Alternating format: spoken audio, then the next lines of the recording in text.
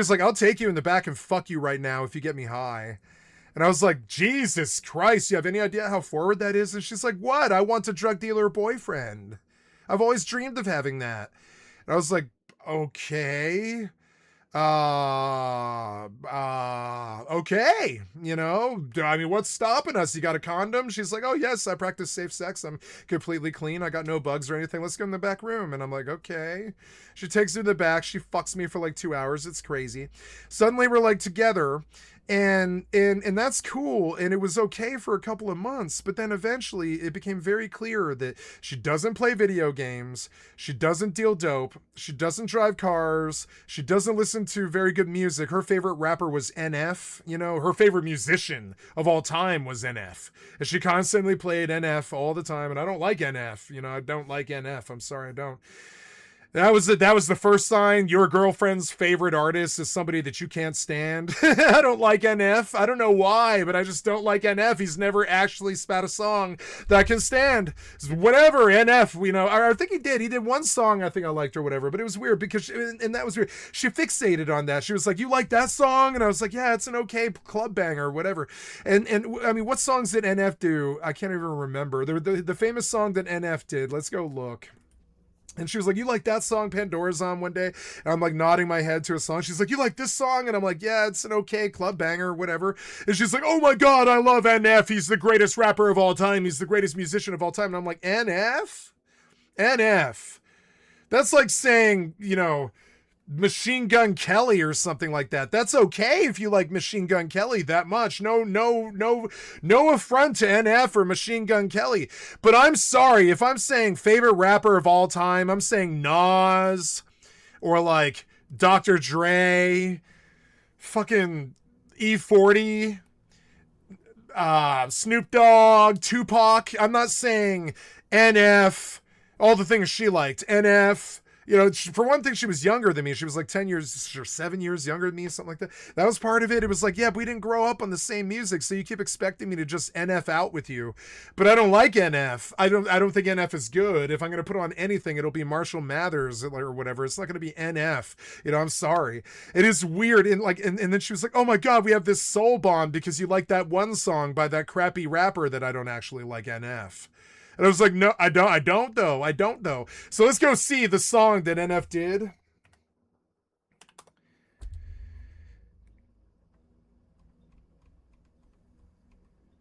No, I can't even remember. I can't remember what the song is. I can't remember what it is. Wow, he did a song with Hobson, did he? Is it good? We should probably actually go listen to that, maybe. I don't know. Anyways, so like, yeah, ooh, look, it's all Desert Stormy. So yeah, like I don't remember what this NF song is from a long time ago, which is a clue of how much I care about NF. She knows everything he's ever done, every word he's ever said. A lot of people do. You can see that he's a popular rapper or whatever. I'm not saying that NF isn't worth his fucking shit. He is. It's that her fixation with a rapper, I guess I better sub to him because I did use him kind of, you know, like her fascination with him as a rapper was like, I get it. He's a young, attractive white male. I get it. Whatever. I'm attracted to Gwen Stefani. Cool. You know, whatever. But like, you know, you know, her obsession with it though, she would play NF all day long and she would text me 3,000 times and the text would come through like no, I'm sorry, you guys knew what my text ring was for a long time. It's the so every 9 seconds she's like texting me this weird one-way conversation for months on end, and my partner looks at me and she's like, when was the last time you've seen her? There was this weird pause. She was like, who keeps texting you? And I'm like, my girlfriend. And I use like a quote, and she's like, why? And I'm like, I don't know. I'm not really with her and I don't really talk to her, but she texts me all day long, like all day long. And I'm just like, I can't stand it. I stopped thinking about it. She's like, why don't you turn your notification off? And I'm like, well, because she occasionally threatens suicide. So I do actually kind of check in on her and make sure she's doing okay because I think I'm her only friend. And she was like, that's a cute, honest answer. And I'm like, yeah. And she was like, you know, she gives you this weird look. And she was like, this one's scary. And I'm like, yes.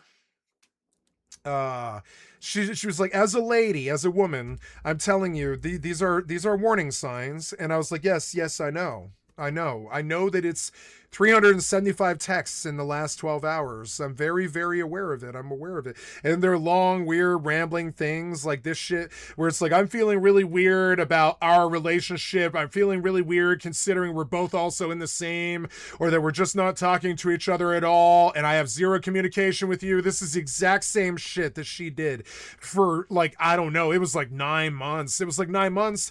It was so weird. And by like week 3, my business partner, she's like, you should block her. And I was like, no, I'm her only friend. If she actually is in a crisis, I should probably answer the phone. You know, I'm her like only friend. And she was like, okay, I really respect that. But, you know, this lady, she's scaring you. She's texting you. You don't talk to her. You're not with her anymore. You haven't seen her in a while. And I was like, yeah, it's been 3 weeks. And she was like, 3 weeks. I remember the conversation. She was like, 3 weeks. And I was like, yeah, 3 weeks. And she was like, 3 weeks? You haven't seen her in 3 weeks? And I was like, yeah, I haven't seen her in 3 weeks. I've just been dealing drugs and partying. And I'm chasing this other girl that you met, Cloud Candy. And she was like, oh yeah, I like that girl. And she's awesome. And I'm like, yeah, me too.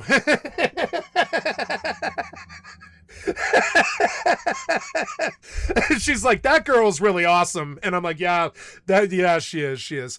And so, you know, it's just weird. And like, that's when another girl who's more attractive than your girlfriend, who's more successful, is like, this other girl that you're interested in is much, much better. And I was like, yeah, she is. And I was like, I don't know. I don't talk to her. I don't send her mixed signals anymore. For a while there, it was like I went on for 5 months and I just sort of gave her mixed signals, thinking that that was more helpful to her than just full-blown, like, you know, ghosting her. And she was like, oh, that's sweet, that's probably what you should have done. And I was like, yeah. She was like, ghosting people is whack, you shouldn't do that. And I was like, yeah, but you know, but I mean, she's crazy. She texts me over and over and over again, but we haven't been together for weeks, if not months. You know, I haven't seen her in weeks. And she was like, how long? And I was like, 3 weeks. And she was like, 3 weeks. And she looks at she was like, let me see your phone again, do you mind? And I was like, no. She picks up the phone again and she starts leafing. And she was like, you literally texted her 3 weeks ago, and now 3,600 messages have gone through in the last 3 weeks. And I'm like, yeah, it's about 100 to 300 a day. And they're all really long, and they don't have any substance. They're all this weird shit that kind of sounds like an AI bot repeating its point over and over again until it gets what it wants. It's like really weird considering we're both also in this same relationship, or that we're just not talking to each other at all. Now, zero communication. I want to come back and for us to at least be okay. I don't want to need to talk to you or about anything in terms of a relationship. I just want to talk to you in terms of business and also just overall collaboration. So I think we should have a conversation. If you can call me sometime this week, I think that would be great. Hope you're doing well. And what they don't see is you're looking at this number at the top of unresponded texts, right? And it's up at 375 or something like that. And it becomes very, very clear that you're dealing with a fucking cracked pot. It's a crackpot.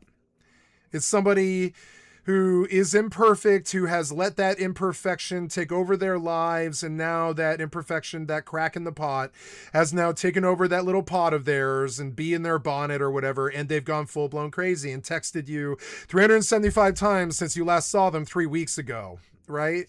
And I'm sorry, but it's really fucking weird. If you've ever I've been on the receiving end of this. I told a story like this many times on my stream to prove it. Over the last like 4 years, I was like, we might hear from my ex-girlfriend. She's one of the people who hates me. I brought it up on stream a lot, and it's not like I've ever done anything to her except enable her drug addiction, pretty much. And I stopped doing that like month 5 of our two-year relationship or whatever. I was just like, nah, you know, I'm not gonna get you high anymore. I'm sorry. It's just like it's like transactional for you, and it's encouraging you to think that that's why I'm here or whatever. I'm just your friend trying to be here and make sure you're okay. And it was weird. It was like meth was like transactional with her, and I was just like, I'm not doing this with you. I'm sorry. I don't need dope like you, and I'm not trading dope. It feels like I'm kind of like getting you high so you'll fuck me, and I don't really like prostitution. I used to have conversations like that where I'm like, it's obvious that I'm not paying you for sex, but we're obviously transactionally dealing here, where like if I don't get you high when I walk in the door, you're going to kick me out of your apartment, which is fine, but you know, I'm your drug dealer. It shouldn't be transactional, you know, ever. You know, it's sort of weird. It's like, you know, it was like, yeah, I'm not trading you dope for sex. That's not the fucking. I know what'll happen. You will hate me for the rest of your life, and you'll think that I'm some scumbag who used your fucking body and traded you dope for your pussy. And I'm sorry, but even now today, she can't make that statement. She can't. Everybody around me knew I wouldn't do that. Like, it's just not, you know, it's just like fucking crazy. And it's weird. It comes up sometimes. It's fucking weird. I went in a 2-year relationship over it. I was like, oh, I'm in a 2-year relationship that doesn't really make me very happy or whatever. It's fucking dumb. And like, you know, and that's, you know, okay, but the 3,000 texts when I've never seen it from somebody else before, but wow, I have something in common with Emiru. I never ever thought I would have something in common with Emiru. Nope. Never would have dreamed. And also, it also speaks that the like dysfunction can happen on both sides of the gender coin. Like, in the way that she had a bad boyfriend, I had a bad girlfriend. And honestly, it's weird because I have been with 13 girls in long-term relationships, 7 of which, you know, I slept with. Others were just relationships that I had that were like in school where we're just like going steady and stuff like this. But I've had like 13 solid relationships in my life, 7 of which were like full-blown, like lived in my house girlfriends and stuff. And like, you know, or whatever. And or I lived in their house or whatever.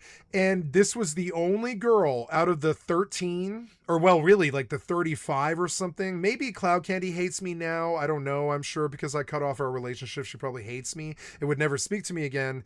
But like overall, like there's like 2 girls out of like the fucking 30 or something that I'm not friends with, that I didn't leave on amicable like situation where we just agree. Like there's, I guess there's ones that ended badly, like the girlfriend that I lied to about smoking a cigarette, you know, that ended badly, and I'm sure she held that against me, and she probably wouldn't ever want to talk to me again. So I guess you could call that a bad ending. But when, like, the day that I last spoke to her, we were like smiling and crying as we said goodbye. You know, it was like, sorry, it didn't work or whatever, but it's amicable. You understand? The freaks are the ones that are like, I hate you or whatever, because I don't abuse anybody. I don't do that to women. I'm not that guy. I remember she was like this girl that texted me like this for months and months and months and months. She really didn't like that I carried around, and I still have this. I still have it. I'll go get it right the fuck now. I'll go get it.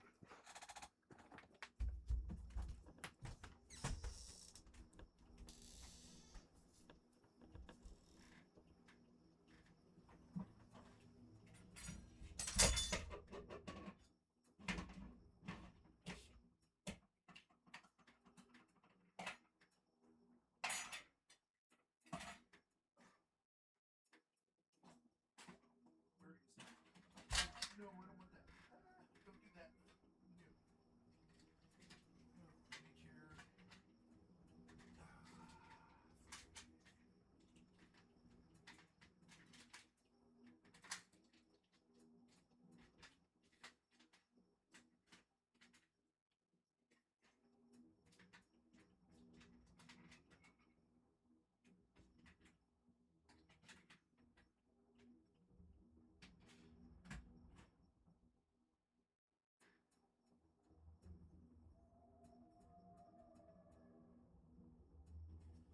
I forget where this is. I think it's. I always keep it by the door. Yeah, here we go. Where are you, fucker? There you are. Gotta remember. There we go.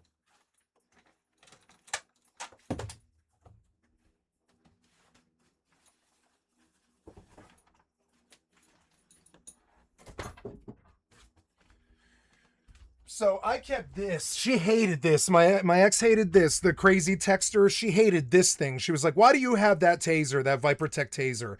And I was like, "Well, because I'm an unarmed drug dealer dealing meth and heroin on the west side of Denver, and half of my customers they make jokes about robbing me just to see if I'm weak. You know, like half my customers do that, right?" And she was like, that taser, you're going to use it against me. You're crazy. You're violent. You're crazy and violent. I was like, no, I've never harmed a living thing. You can say that, but it's just not the reality. I've never harmed a living thing. I've never used this taser in anger, and I've never harmed a living thing. And she was like, no, this taser, you have it for a reason. You're going to use it on me sooner or later. And I was like, no, I'm not. I can tell you that's the last thing I would ever do. I would die first. I would die first before I would. We would have weird conversations like this. I would die first before I would, and we're high on meth, so it's just crazy. It's crazy conversation. She's like, you would use that on me, and I'm like, no, I would go a long way to not use it against you. I'd probably walk across the entire country before I would use this taser on you. That's how committed I am to nonviolence. It's actually kind of crazy. She's like, well, why do you have the taser? Because I'm a drug dealer who deals meth and heroin on the west side of Denver to crazy people. Think, who's from west side Denver, Daniel Larson. I deal meth to people like I didn't, but I mean, like, but I deal with crazy people that come across like Daniel Larson, and that's why. All those meth people, they're crazy like Daniel Larson. They absolutely are. And she was like, the taser, I don't know what it is, but it's some symbol of what you're gonna do to me. And I was like, what do to you? I've never done anything to anyone. What are you talking about? In this weird delusion. Eventually she was like, I'm taking the taser. And I'm like, no, I need the taser. She was like, no, you don't. And I'm like, she was like, don't ever bring it here again. And I was like, okay, no problem. I'm sorry I brought it here. I just keep it in my luggage in case somebody tries to rob me at gunpoint, you know? It's just like, what's a taser going to do to a gun robber? And I'm like, I don't know. It's better than fists. I don't know. I keep it like a lightsaber in my pocket when I go to drug deals. And they ask me, they're like, what is this? And I'm like, oh, it's a flashlight. And they're like, what do you need that for? Oh, I'm an Uber driver. It's for if I catch a flat or something like that. Use some weird, offhanded thing. And they're like, we can see the metal things on the front of it. It's a taser. And I'm like, yeah, it's a taser. It's a flashlight. I use it for a flashlight. I've never used it on a person. I still haven't. And that's the God's honest truth. And it was just weird. And so eventually I was like, give me my taser. I'm leaving. And she was like, no, I'm keeping this taser. And I'm like, no, you aren't. It's my taser. It's the difference between me and a crazy person is that taser. That's the only thing between me and a crazy person is that taser. It's the only thing that's making me feel safe enough to do this job. And she was like, no, I'm taking this from you. And I'm like, no, you aren't. I'm going to come take it from you. It's my property. And she was like, no, you aren't. And I was like, yes, I am. I'm going to come take this taser. And then it eventually became this crazy taser fight where I'm like running from her and she's trying to tase me. And I'm like, okay, you just keep the taser. Eventually, a few days later, like 10, 12 days later, she's like, here's your taser. I'm really sorry I acted like that, etc., etc. And I'm like, yeah, thank you. Give me my fucking taser, Now, it's weird, but I mean, like, a drug dealer on the west side might actually really like their weapon. You don't think? You probably shouldn't try and take it from them in some weird manipulative 3,000 texts a fucking day crazy person style that she had or whatever. Don't try and take my taser from me or whatever. It was just crazy. And I went to go try to take my taser, my property from her. And it ended up her like trying to fucking tase me with my own taser. And I was like, Jesus Christ. She was like, I'm keeping it. I'm like, all right, fine. It's a taser. I'm not going to fight you over it. You go right ahead. Keep the taser. It'll protect you.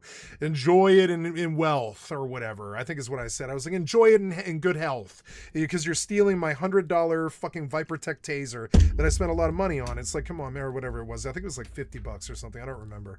But I was like, I bought this at the fucking, what was it? I bought this taser at a ViperTech thing at the National Western Stock Show. And I spent like $69 on it or something like this. And I really love this taser. It has really helped me sleep at night for many, many years. I like this taser. I keep it within 10 feet of me at all times, I like this taser. And she tried to take it from me. And that's the kind of thing that emotional fucking vampires who are trying to manipulate you and fuck you up, that's the kind of shit that they do to you. Now, if I was a scary person, this would have been a gun. But it wasn't, I didn't brandish firearms around her and I didn't bring those things around her. It was a fucking taser, but she acted like it was a goddamn M16. And this is what crazy manipulative people will do.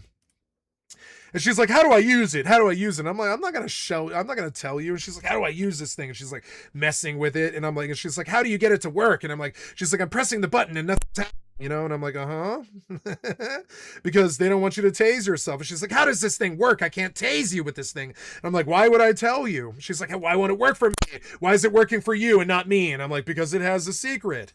And she's like, what's the secret? And I'm like, I'm not telling you. And she's like, tell me or I'll tase you. And I'm like, no, I'm leaving.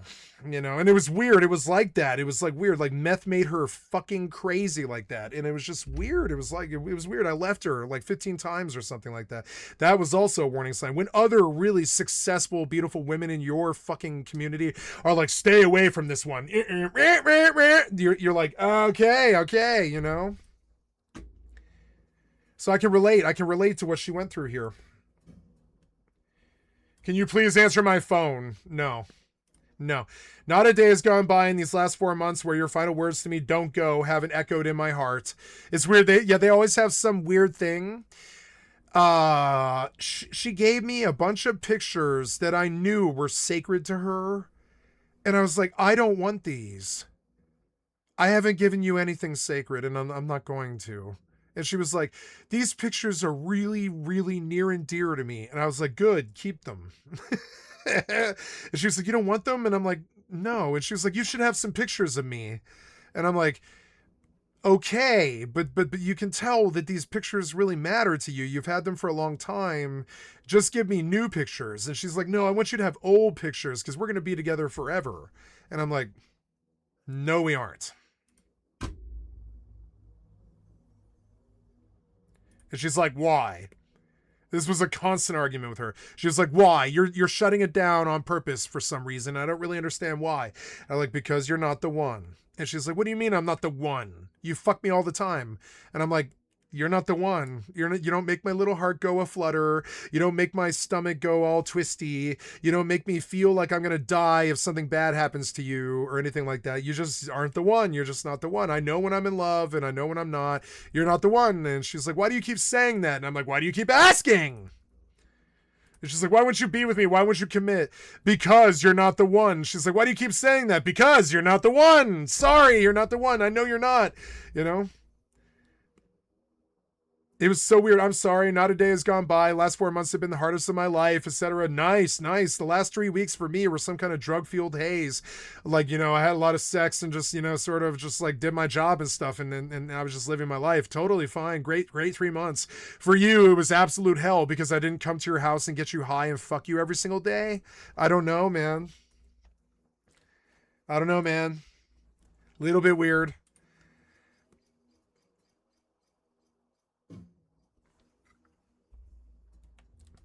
She also was extremely horny. You could tell she wanted to bang the second I came in the door, which is fine.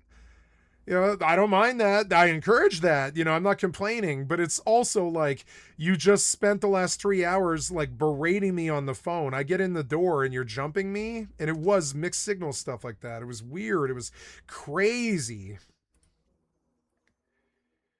Not all women were like her. Not any of the women that I knew were like her. Not any of the women that I knew were like her at all. So I don't know. It's a complaint. Yeah. Add to your story. Can we please talk while you're here? A simple conversation would go very far for both of us. No, I don't think so. You shoved your hand down her pants, dude. You know, that happened to one of my ex-girlfriends at a fucking show. And like, you know, and we went looking to go kill that guy.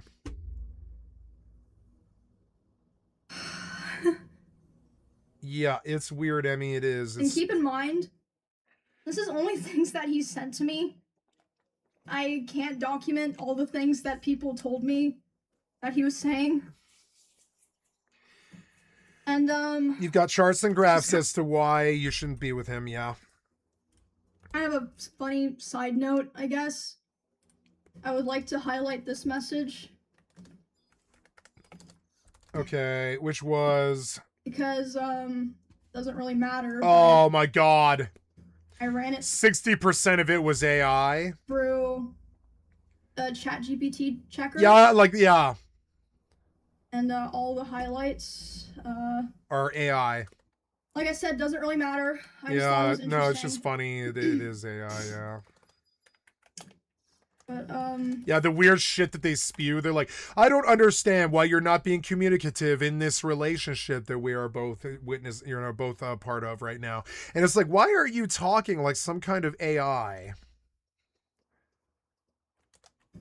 It's because you don't have original thoughts. yeah. It's just weird. Like I said at first,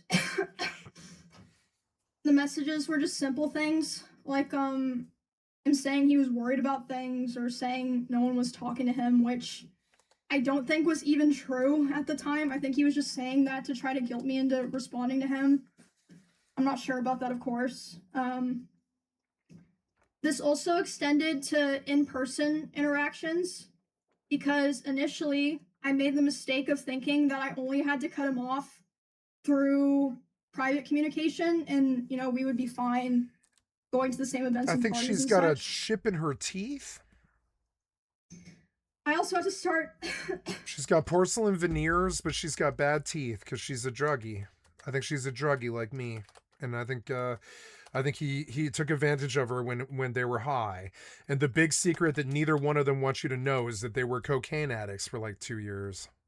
Hold on, I'm still. You can see sick. how she's pallid and pale, very skinny.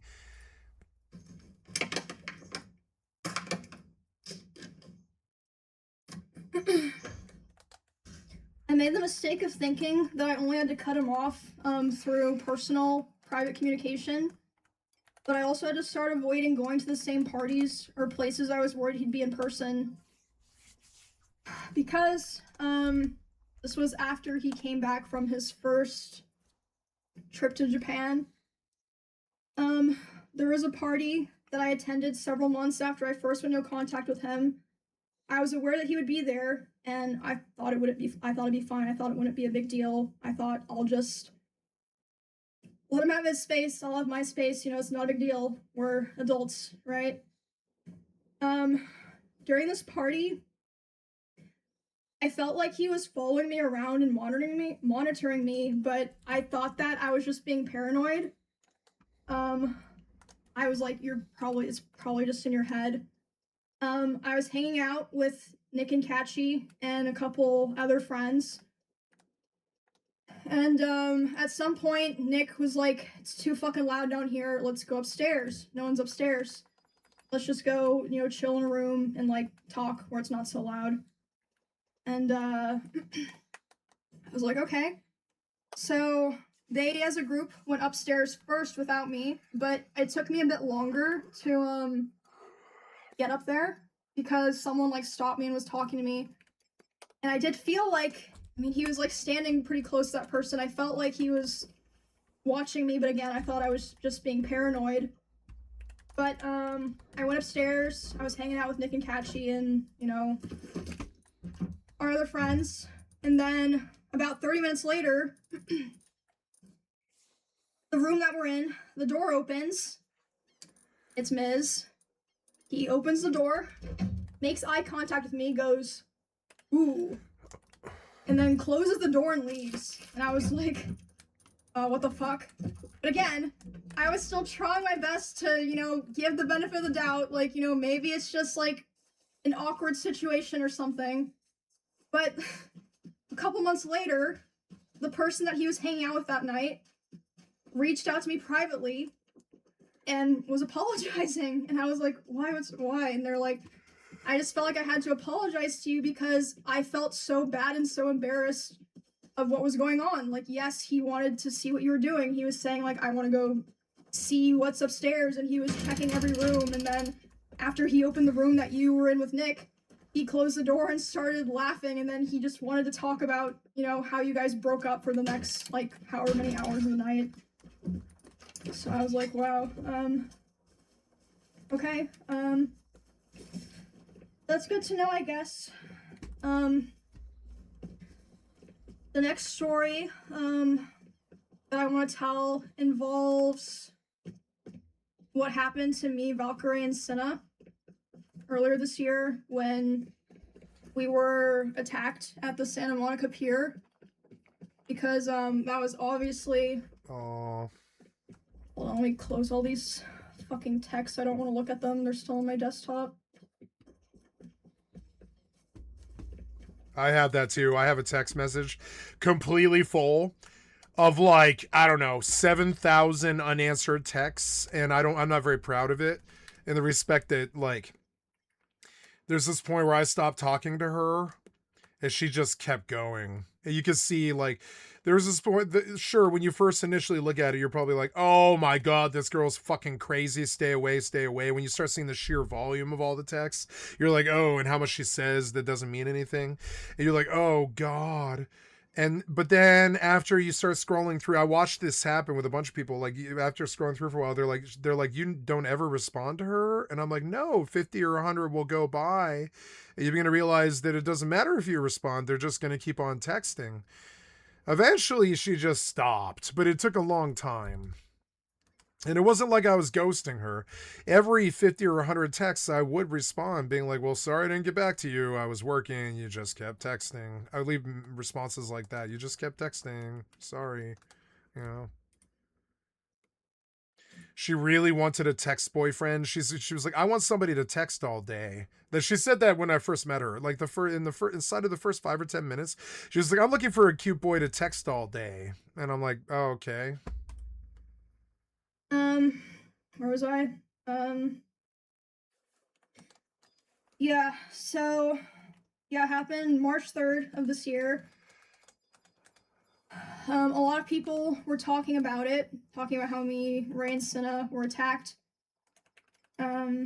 Which was not an issue. Like, we had no issue with that. Like, obviously, it's big news. People are going to talk about it. It should be talked about. We had, like, no issues with anyone talking about it and covering it, and that included him. I was fine with that. He joined in on that whole thing of people going live to talk about it.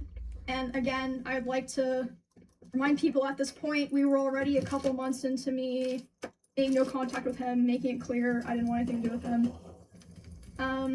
And so during this stream, he was covering what happened to me, Ray, and Cinna. He decided that he was going to tell more of my personal stalker stories that I've never personally talked about or shared publicly myself. And one of these stories was one that, like, no one knew at all, and, like, it just felt so shitty because at the time that those things happened, like, you know, all the people that lived in that area together, we all came together and we all kind of decided, and this was heavily pushed by him, we should never talk about this because, you know, people are going to be weird. It puts Emmy in more danger, and, you know, gives people ideas, so we're never going to talk about it. But, you know, of course, as soon as there's some big drama that he's not involved in, and he finds a way to, you know, bring up, oh, I was there for something that happened to Emmy, he does it. He was on a stream talking about these personal stories of mine, and I caught wind of it. And by the way, it was also so frustrating not saying anything at this time because the way he told those stories, he kind of framed himself as, like, the hero. He was like, oh, I held the stalker at gunpoint. No. The only person who ever came into contact face-to-face with that stalker before the police came was Bonnie. Bonnie is the person who found that guy outside, went inside, told everyone, called the police. The police came.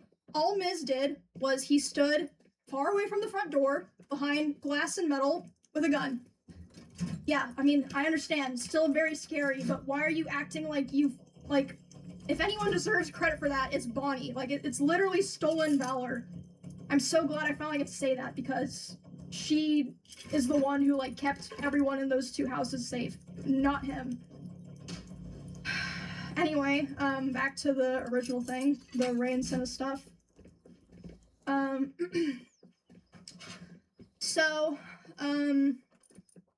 I was obviously panicking, like, I just had this horrible thing happen to me the night before. It was, like, huge, like, public, millions of people seeing it, and then my crazy ex-boyfriend is going live talking about more of my personal stuff, And I'm like crying, and Senna and Ray are like what's wrong? And I tell them, and I'm like panicking. I'm like, I need to call so and so, I need to call so and so, I need to call so and so.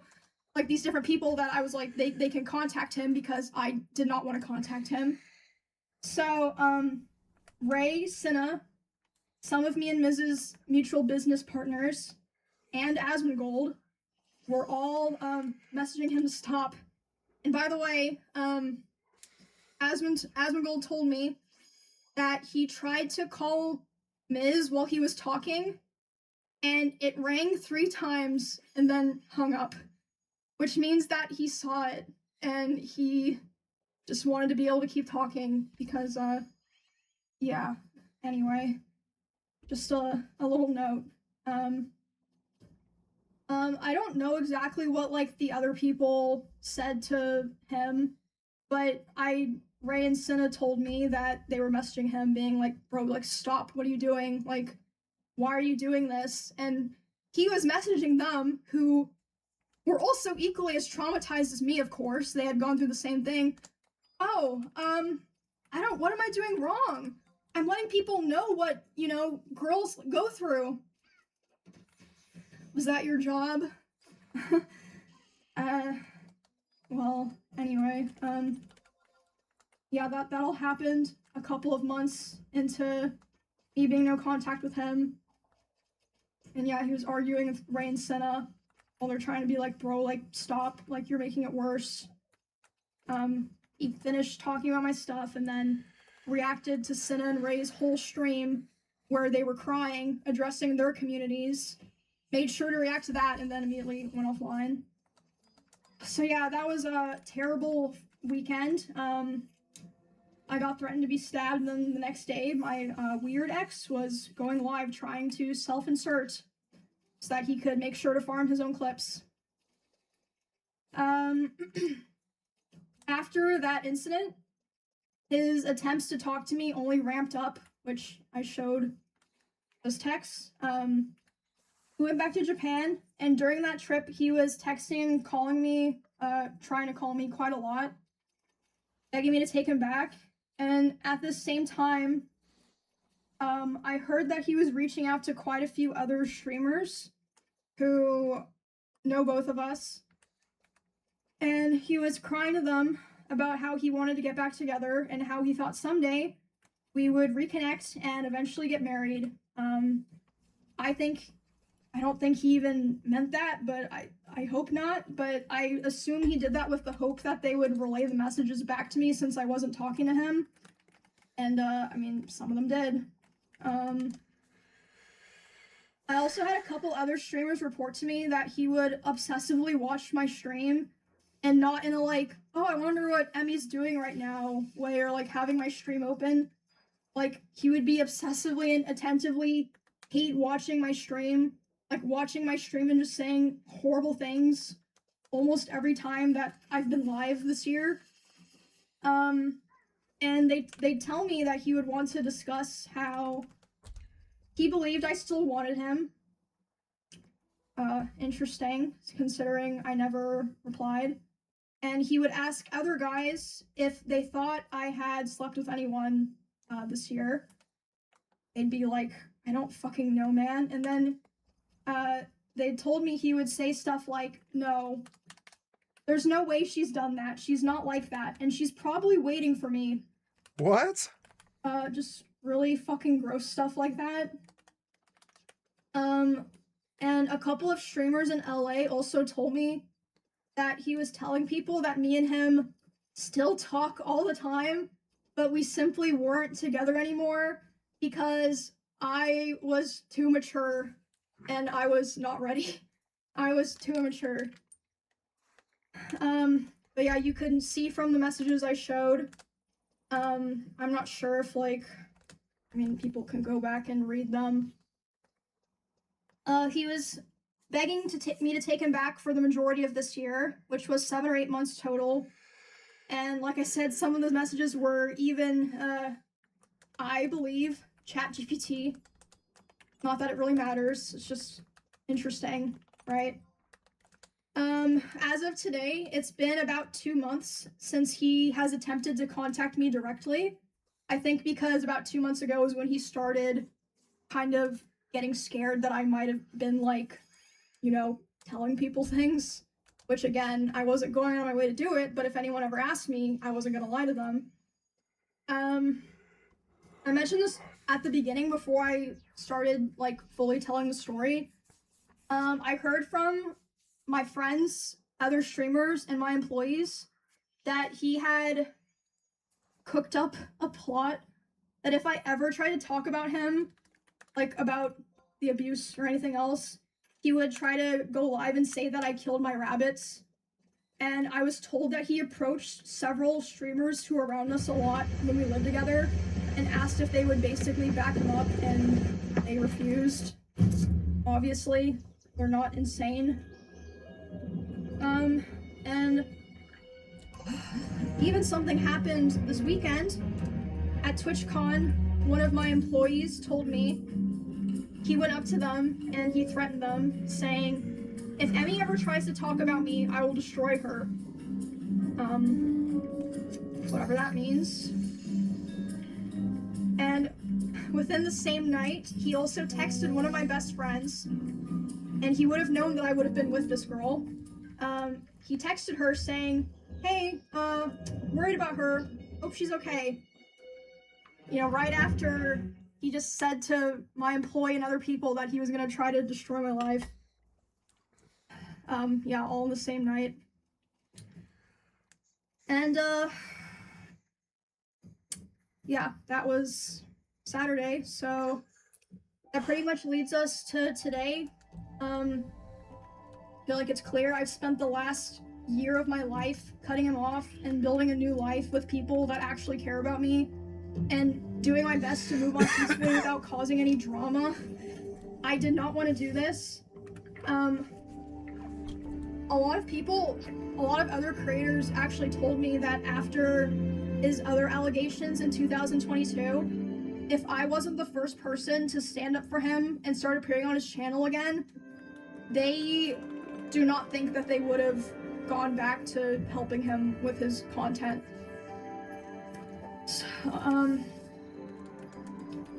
So I always tried to keep things private, always tried to make things better, had hope that things would get better, you know, tried to be supportive, and my thanks that I got for all of that was abuse and resentment, and for all of 2025, all of this year, harassment and hatred from him and his community, while he was the whole time secretly begging for me to take him back behind the scenes.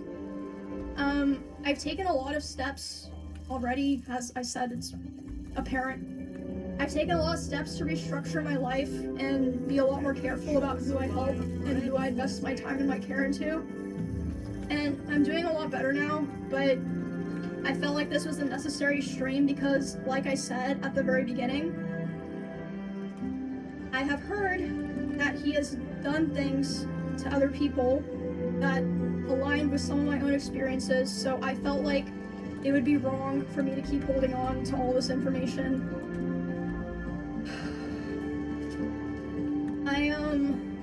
I know I stayed for way too long, and I thought that I could help, and I unfortunately learned that I couldn't, but I worked really hard to have the life that I have now with my friends, my family, my pets, and my community, and I'm so grateful for how things are now. It was very difficult, but I'm very proud of myself for making the choices that I did to end up where I am now. And yeah, that's my story of dealing with abuse, psychological and domestic abuse, sexual assault, and stalking, and being threatened on if, you know, I ever talked about it. And this whole time, it's been kind of hidden in plain sight away from hundreds of thousands of people. And, yeah. I know that me saying all of this probably isn't gonna make him or what's left of his community leave me alone. But I'm, sorry, voice crack. I know talking about this probably won't make him or, sorry, probably won't make him or what remains of his community leave me alone, but, I'm at least glad that people will be aware of all of this now and I won't have to feel like I'm hiding a terrible dark secret anymore. And, it's all out there now. Wait, didn't I used to have 15,000 caps? I bought not everyone that I thing. interact with or that I'm friends with knew the extent of the things that were happening. And a lot of streamers didn't really know anything at all, but I mean, like I said before, people aren't stupid. I think it's pretty clear that a lot of people knew that things were happening, and like I said, you have to remember, it's not just me. A lot of people have told me that they have their own, you know, grievances with him. But for the people who did know about this, thank you for being there for me through all of this and supporting me and cheering me on. And there were a lot of people as well who, even though they didn't know anything, without asking any questions, they still were very kind and supportive, and I will always remember that for the rest of my life.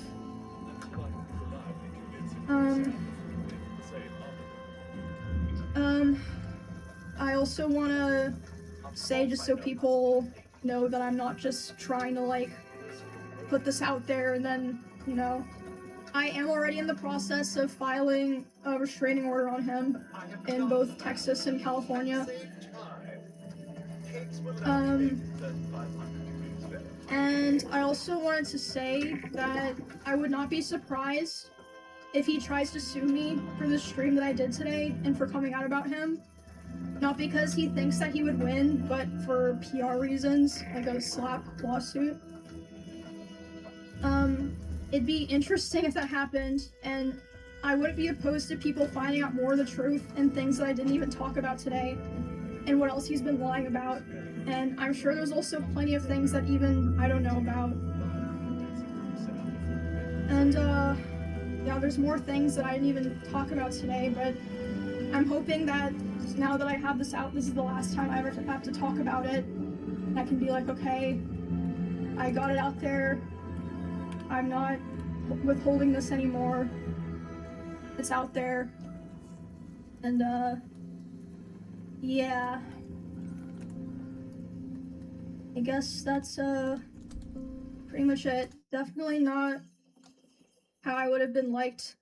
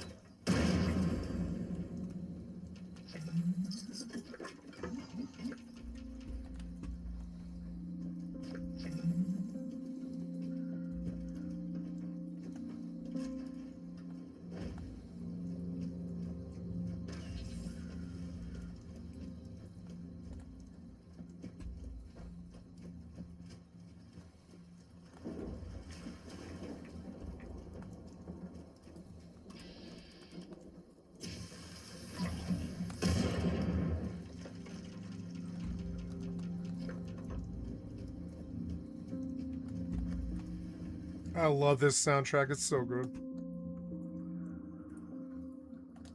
Why do you play video games? It's a weird question, and more importantly, it's probably a harder question to answer than what are some of your favorite video games? But why do you play? What is the feeling you're after? Maybe you simply play for an adrenaline rush. Perhaps it's about the pupil-dilating, fast-paced combat that you'll find in a fighter or an action title. Perhaps you care less about that and more about the fantasy of it. For you, the way this story progresses may be less important to you than the story itself. You might even play to temporarily allow yourself to fall into the illusion that you are living a different life in a different world. For many of you, it's less about the suspension of disbelief and more about socializing. Maybe you play so that you can work together with friends, or very deliberately work against them. It could be that you want a mind-bending puzzle or have an unyielding desire to be forced to think very long-term, where your decisions now could have huge ramifications in 5 turns. I'm sure many of you watching also love the idea of mastering an extremely tough challenge. Or you just like getting all the things. It's a question that makes you think much deeper than just picking a title that answers that question for you. It's a question that gets to the foundation behind what we enjoy most about this pastime.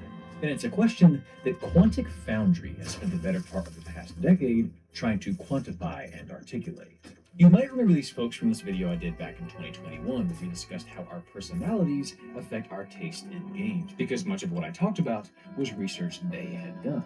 But the backbone of their data comes from this, their homegrown gamer motivation profile. It is a tiny questionnaire that will unpack your why. It's pretty cool. It plots your motivations on a chart like so. It explains the 6 motivation groups that I sort of just hinted at, and it breaks each group into 2 components. For example, in the social component, you might be high in competition like me, but lower in community. In achievement, you might be largely motivated to complete or collect things like in-game trinkets or achievements or livestock. Or you might be motivated to simply feel powerful through the use of hidden weapons and power-ups. You might be both. You might be neither. But this is how it breaks down, and depending on your stats, you're assigned 1 or more gamer types. I'm a gladiator and a bard. I want a skill-based yet complex experience, and I also really crave hidden weapons and power-ups. You might be both. You might be neither. But this is how it breaks down, and depending on your stats, you're assigned 1 or more gamer types. I'm a gladiator and a bard. Largely motivated to like me, explains the secret of your why. It's pretty cool. It plots your it is a touch from this, their homegrown they had done. But the backbone of their data comes from this, their homegrown gamer motivation profile. It is a tiny questionnaire that will unpack your why. It's pretty cool. It plots your motivations on a chart like so. It explains the 6 motivation groups that I sort of just hinted at, and it breaks each group into 2 components. For example, in the social component, you might be high in competition like me, but lower in community. In achievement, you might be largely motivated to complete or collect things like in-game trinkets or achievements or livestock. Or you might be motivated to simply feel powerful through the use of hidden weapons and power-ups. You might be both. You might be neither. But this is how it breaks down, and depending on your stats, you're assigned 1 or more gamer types. I'm a gladiator and a bard. I want a skill-based yet complex experience, and I also really crave a grand story full of lore, discovery, and customization. The survey is really well done, and if you answer honestly, it teaches you quite a bit about yourself. Link down below if at any point you'd like to take it. But on a larger scale, there are some fascinating insights from Quantic's over 1.7 million gamer responses to this profile. If I asked you what you thought the number... I like it. Let's go do it. Okay, guys, I'm gonna put in my chat a gamer profile link. I don't know if anybody's here. No, never mind.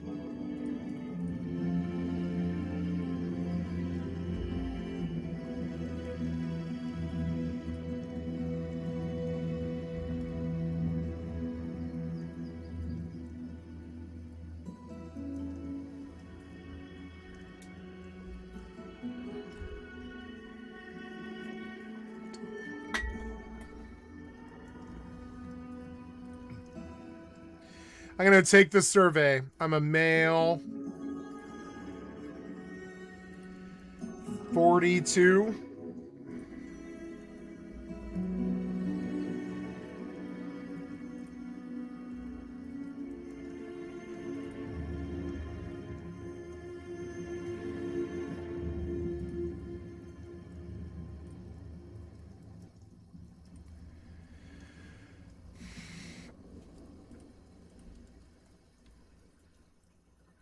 My biggest game would be Rust.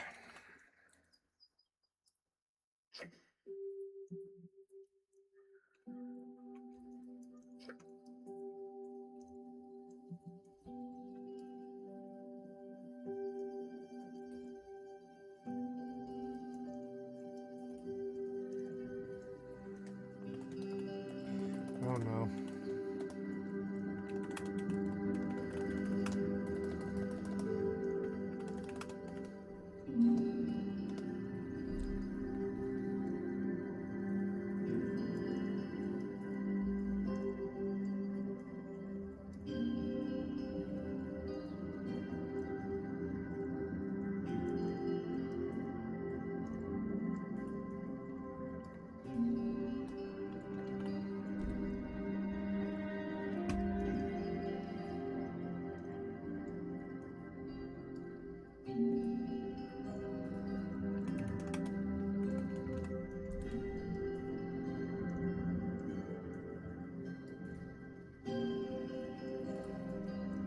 FFXI, Russ and Eve. No.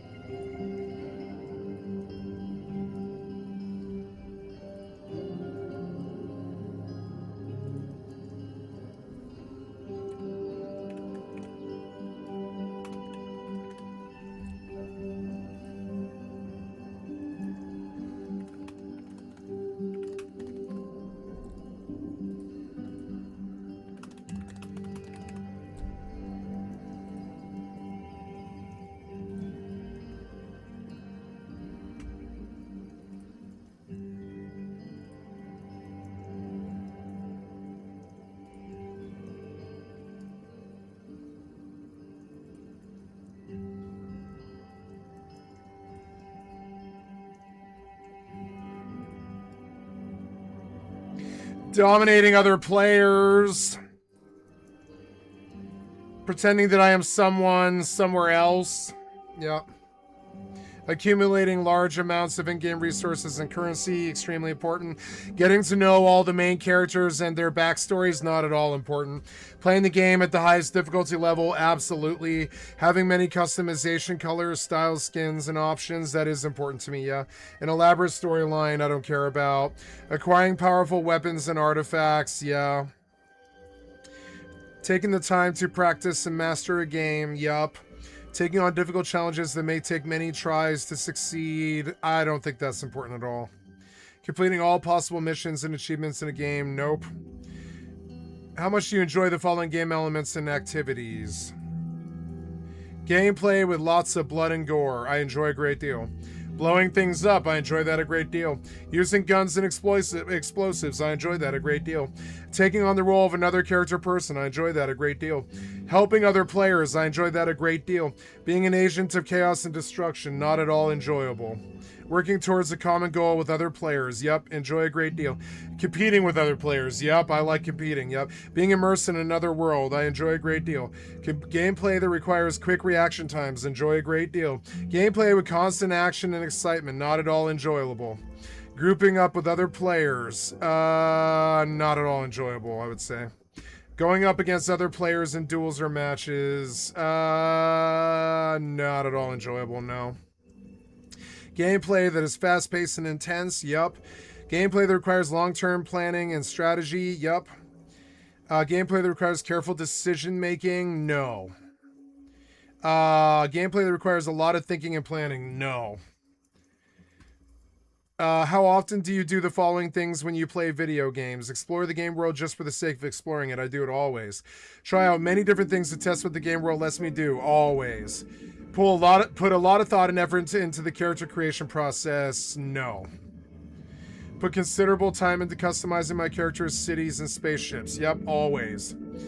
Primarily focus on increasing your stats and level, always. Yep. Experimenting with objects in the world just to see what happens, always. Yep. Study other players to improve my own gameplay, never. Want to help game companies make new games. Game companies often want to test new game concepts. Yeah, sure, why not? Oh god. Give me just a second.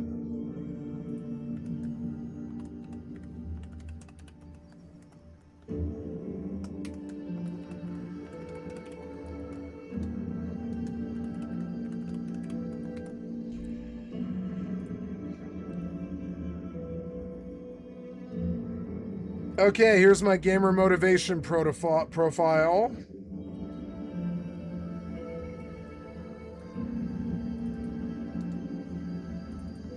Okay, you're Quanta Gamer type. I'm a skirmisher. Gamer type motto, jumping into the fray of battle. I would say your primary dominant player type is the skirmisher. Skirmishers want fast-paced team arenas that are accessible and easy to jump into.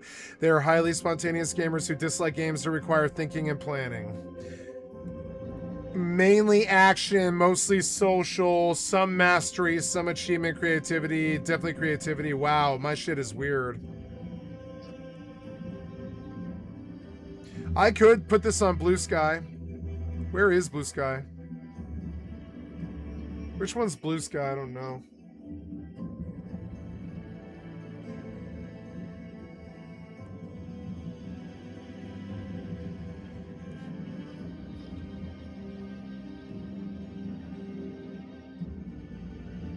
Yeah, I'm pretty social, I would say, but I often spend my time alone.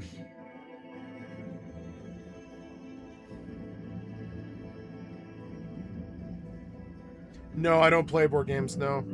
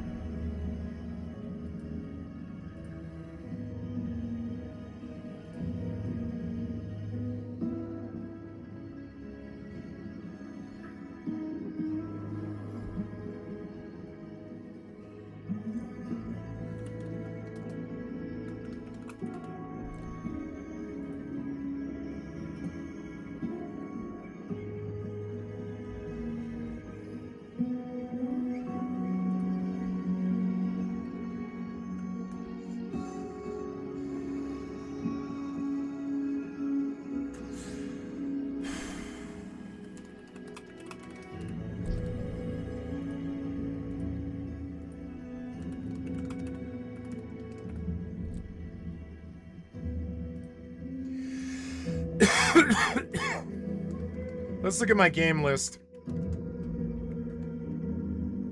I like video games. 7 Days to Die, I mentioned it.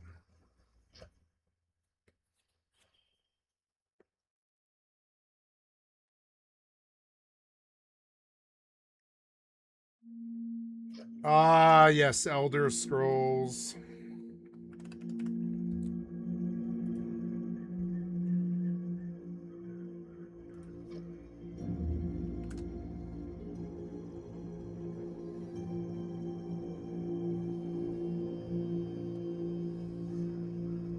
No, I like Horizon Forbidden West. I think it's a good game. I should go play it more.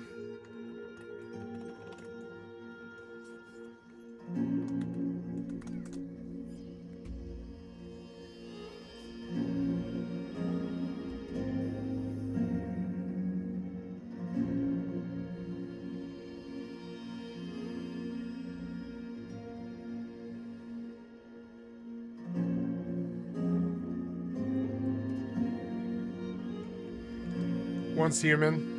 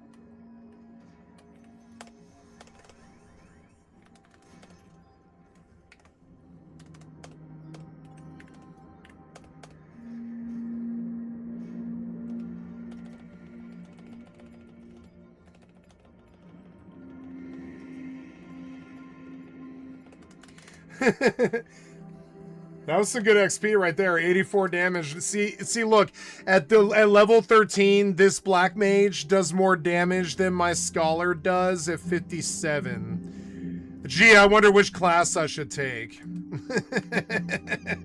I mean it too. Like, this 13 Black Mage is getting the same damage on Fire 1 as I'm getting on Fire 2 as my level 57 Scholar. I wonder which one's better. Scholar's good for heals, but I don't think it's very good for Black Mage. It's like, it's an interesting class. I could sub-Scholar. It would give me interesting things that, you know, that would make Black Mage way better even, I suppose. But then I lose, like, Fast Cast, which is always better for Black Mage, because these spells take forever, ever. I'm looking forward to taking a Black Mage to 99. I think it's actually going to be quite fun, but I want to do the whole 75 Magian trials. I'm not even there. I'm months away. I'm like months away. I'm going to do Magian trials and conquests and stuff. It's going to take me some time. Fire. I need to buy, like, Faraga. I can just smoke these birds. I can just fucking burn them. Yep. Burn before it even lands. Yep. I'm level 15. I can probably kill Humaju the Torrent, which is where I'm headed. I'm going up there to kill Humaju, because why not? Maybe get a, you know, Monster Signa. That's Final Fantasy shit.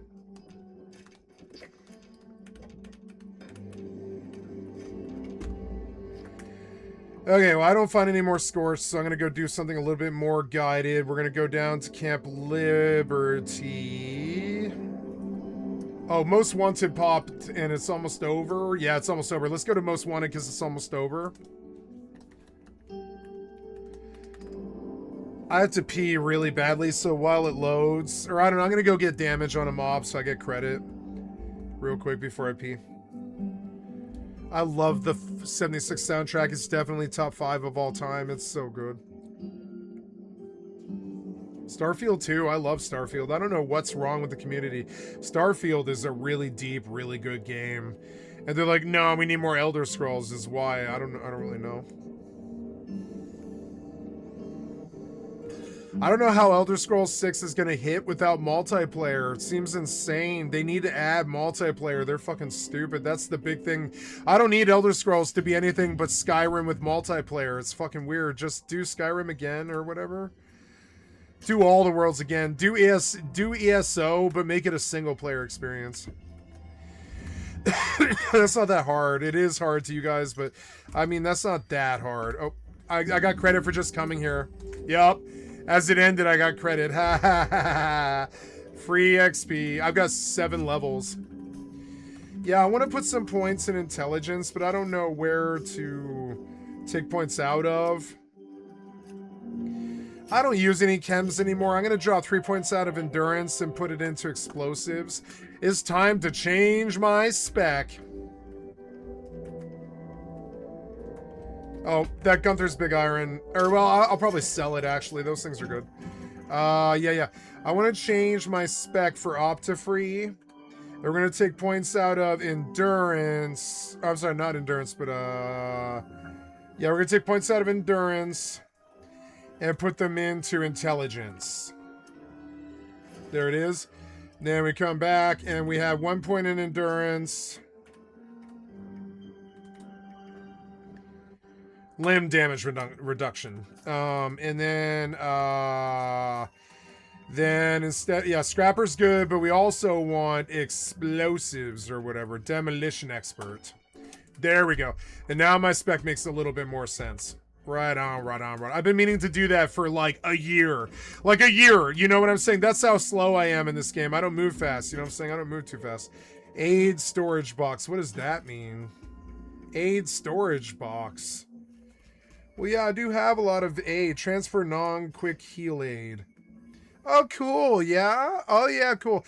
I do want the carry away boosters. I do use those. The Med-X, I actually really use those.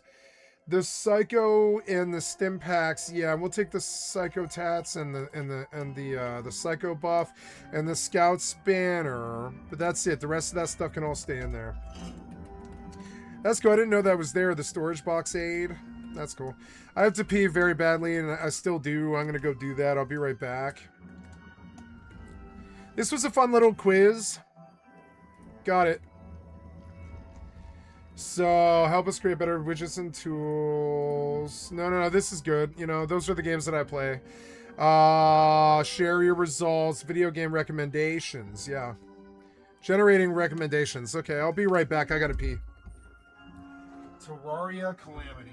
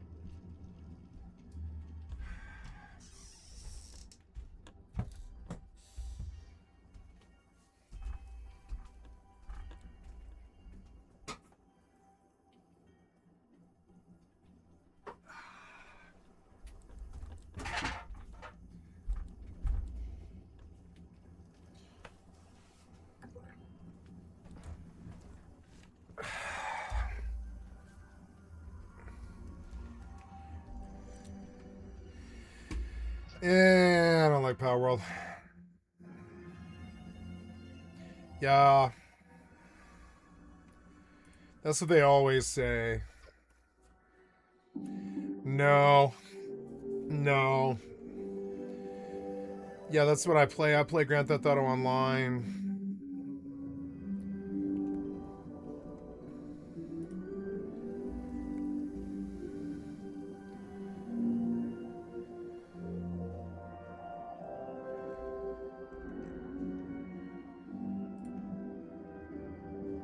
Okay, I don't know. This was good. I gave him my information. I'm done with it. It was good, but I don't care about this. Number one reason people tend to play video games was across the board. What would you say? I would have guessed challenge or fantasy or strategy, but as it turns out, completion is the number one most common. What? Shout out to the thing getters. And if you slice up the populations, you start to see little rays of human nature peeking through. Women tend to care about fantasy, design, and completion the very most, but men tend to seek competition, destruction, and completion the most. Though men's motivations are much more level Completion. across the board. Completion? Those who identify as non-binary have these drop-offs where they clearly care most about their top motivations much more than the rest. Their scores are far more polarized. Age has an interesting role as well. Competition is massive for gamers between 13 and 25, but for those over 36, competition tends to be less alluring. But as you hear all of this data, your mind begins to run wild with speculation. Why is strategy so low for younger gamers, but so much higher for older gamers? Why is competition so much more important for men than it is for women? Why would completion be the most common motivation? Is it because of some underlying nature we all have that drives the desire to have things or finish tasks? Or is it because games have taught us for decades that collecting and completing is what we do with them? And it's questions like these that we are going to unpack today, because the finding that I find the most interesting, and in fact the graph you probably saw in the thumbnail, is in regards to this question. What motivation do you think has changed the most in the past decade?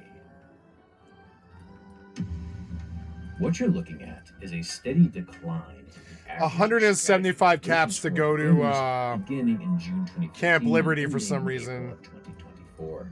And this is the only motivation that has declined. Oh, because I'm over All encumbered. others have either remained stable or deviated less drastically in the last 9 years. Strategy is the only exception. And because graphs can be deceiving, let's be clear. It's plotted here over time as a percentile. These values only exist as measures of people that are relative to other people, so these scores are being compared to the known group average. And after starting above the 50th percentile in 2015, it has now dropped to the 33rd as of April 2024. For perspective, if you do this exact same percentile drop on other large data sets, you get some disturbing figures. This drop is the equivalent of all men aged 20 and older in the US losing 19 pounds in weight, is proportionate to adult men across the world losing 1.31 inches in height. It's as if everyone on Earth lost 6.6 points of IQ. To put it frankly, Quantic says that 67% of gamers today care less about strategic thinking and planning when playing games than the average gamer back in June of 2015.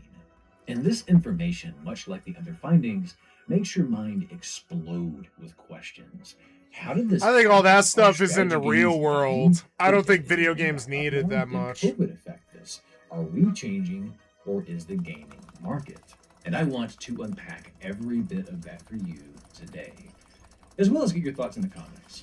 So if you'll indulge me, I'd love to quickly tell you about today's sponsor, boot.dev, and then we'll dive right in. One of the things we're going to talk about today is how games keep players engaged, specifically how often we are rewarded. A good gameplay loop will of course provide you with something fun to do, but it will also dangle shiny things in front of you that not only keep you motivated, but also make future interactions in the game all the more interesting. And it's this philosophy that boot.dev uses to teach you how to code. If you've ever been interested in learning Python, SQL, or Go, or even have no clue what those words mean but have piqued your curiosity, imagine learning about these things and building a real marketable skill like coding, all while being rewarded for it just like you would in a video game. Because boot.dev follows this methodology as well.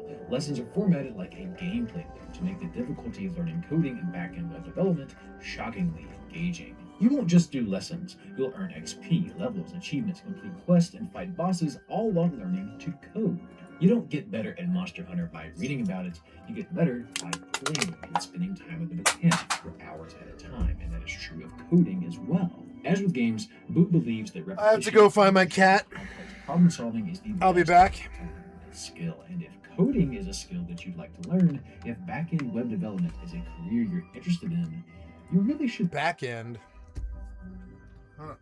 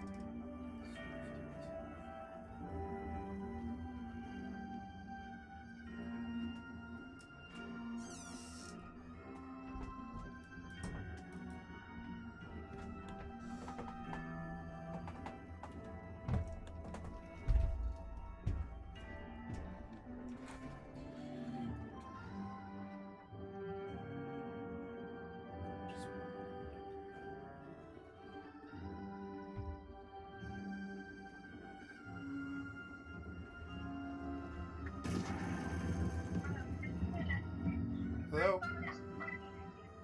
Oh.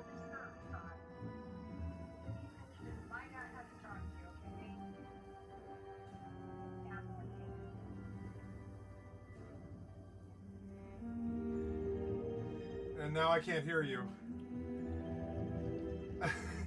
Anyways, I'm warning you that I'm coming to come get my cat. Okay? I'll see you in a second. I don't know if you can hear me, but I'm coming to get my cat. I'll be right there. Oh, now I can hear you. There, all right.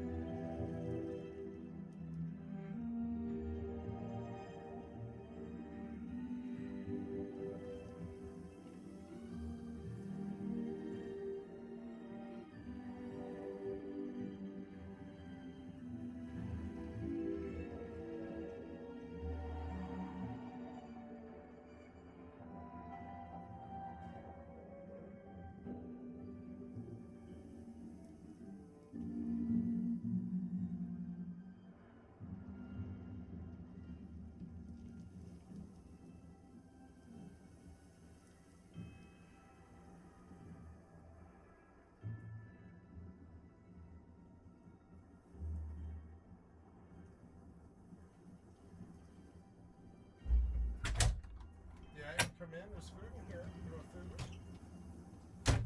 Come on in.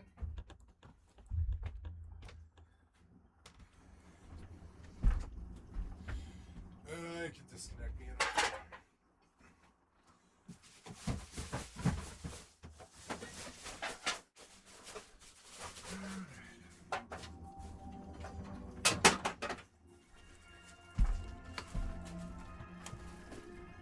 Hi, kitty.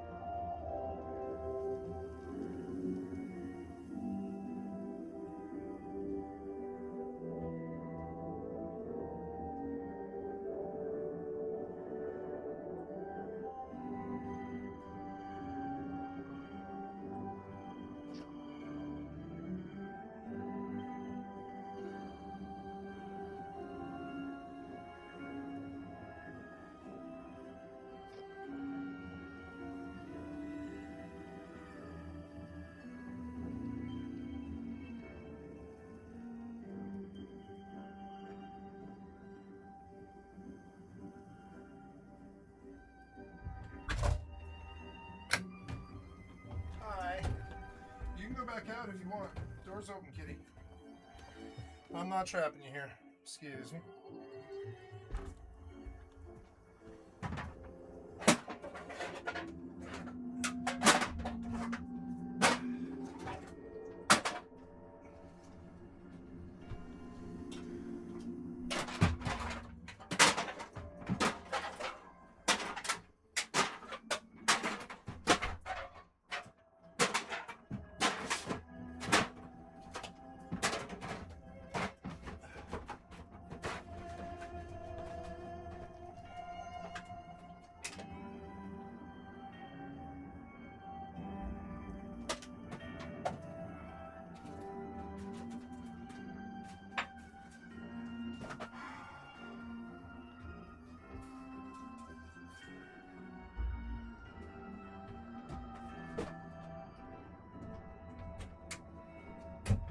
Yeah, you want to stay here? You can.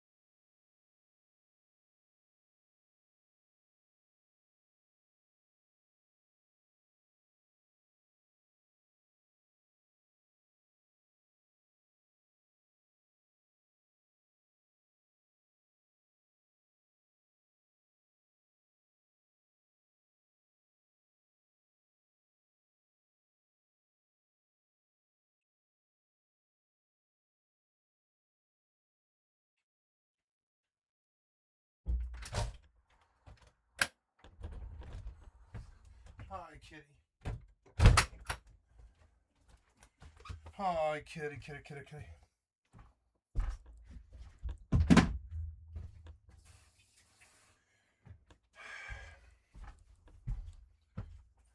Okay. Let's go back to rest. Sorry about that. I had to wrangle my kitty. I had to cat wrangle.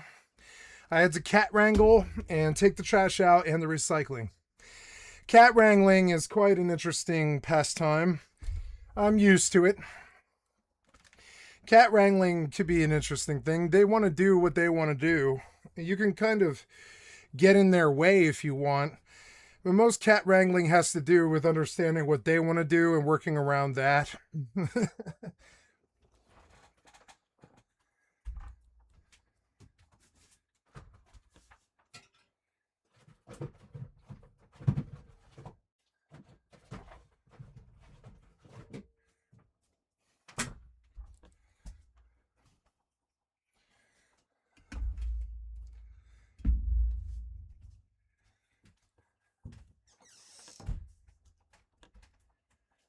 Oh, kitty. Hello, kitty. Hello, you beautiful kitty.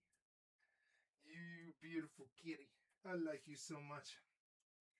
Yeah, I would just come over and tell you. Is it okay if I come over and tell you, kitty? Is that okay?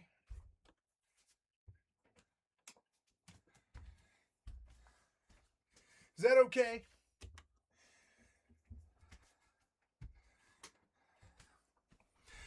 Is that okay, baby? Is that okay if I tell you how much I love you? Is that okay?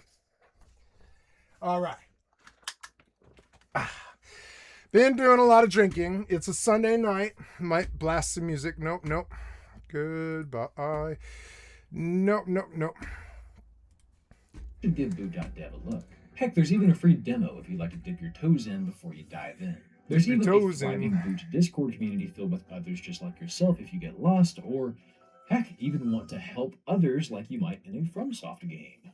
If this is for you, make sure to use my code DarylTalksGames to get 25% off your entire first year of the annual plan. There's a link in the description and a QR code on screen. You know what to do. A massive thanks to Boot.dev for the sponsor. Now let's get back to the show. When you look at this decline, one temptation you might have is to dismiss this as something else. What if it's not the case that gamers are less strategy motivated, but instead that gamers in 2025 are simply more varied than in 2016? Because after all, gaming as a whole has become more and more popularized. You could make the argument that over the past decade, gaming has become much more mainstream. So what if the survey responses in 2016 represent a more traditional gaming audience than we see nowadays? Could the drop simply be an They've changed how recast works. That's cool. Instead of a population that's changing? To answer this, I reached out to Nick Yee, the co-founder and analytics lead of Quantic Foundry, to get his Ooh, look, I thoughts. burned these Yags for 100. And then my Pally one-shots them. Our particular sample is that we never focused. Just gonna kill this entire platform until I get. Oh wait, gamers. So we always focused on. Do I see who Major the Torrent? Gamers in our sampling no, I survey. don't. No. A big part of that is that the survey that people take is called a gamer motivation profile. So there are a lot of casual mobile gamers who regularly play games but don't think of themselves as gamers, who don't care to look up a survey like this. Yep. And so in our sample, we've always in the past 10 years been tracking a fairly consistent proportion of core/hardcore/ casual gamers. There are more women playing video games now than there were 10, 20 years ago. But in our sample, the change has been more muted. We started around 19% female gamers. We're now at about 23, maybe 24% gamers. This effect of strategy declining, it's consistent between male and female gamers. It's the same across the US and Western Europe. The only difference we saw was in the age cohorts. There's a generational effect. The youngest gamers saw the largest decreases in strategy, but everyone decreased across the board. But in terms of the proportions of casual hardcore gamers in our sample, that really hasn't changed throughout the past 10 years. There have been fairly subtle changes. So whatever is happening in the data From our point of view, it's not simply because of the mainstreaming. So clearly this data is most representative of the traditional gamer over the past decade. Even when the mainstream kitty. has leaked into the population, You wanna it's go been outside? a tiny change like the You growing can. women You can cohort. go back outside. And I do find it noteworthy that Okay. the effect is most robust for Yeah, you can go younger back outside. gamers.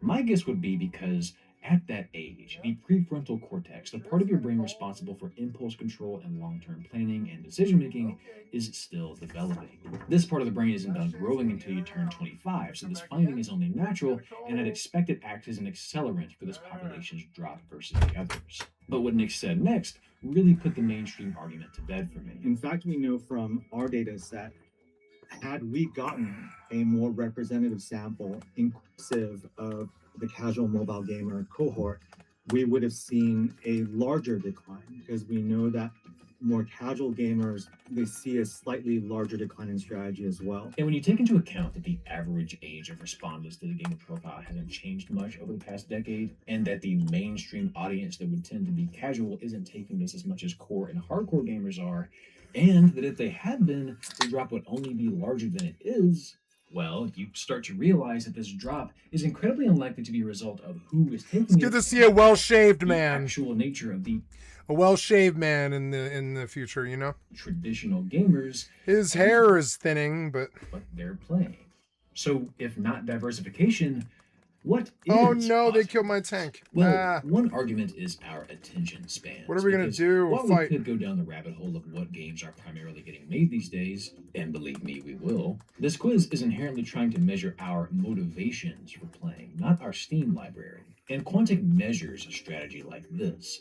Gamers who score high on this component enjoy games that require careful decision making and planning. They like to think through their options and likely outcomes. These may be decisions related to balancing resources and completing goals, managing foreign diplomacy, or finding optimal long-term strategies. They I lost tend my to tank right enjoy there. both tactical combat as well as Nice, I was able to organized resummon because plans I'm not in combat, and but my fruition. alt is. These are all activities that require lots of experimentation, detail-oriented planning, and of course, mountains of sustained focus. There is a reward to be had. The satisfaction of seeing your scheme come together in the end is immensely satisfying. But there is a massive delay between your actions and their consequences. The amount of work you must put in between preparing your units in Fire Emblem and ultimately seeing if you're going to win this battle is much larger a gap than the start of the fight in Silksong and the end of that fight, for better or worse. The amount of time you spend preparing and tinkering with contraptions in Satisfactory is far removed in time from the moment that it finally works,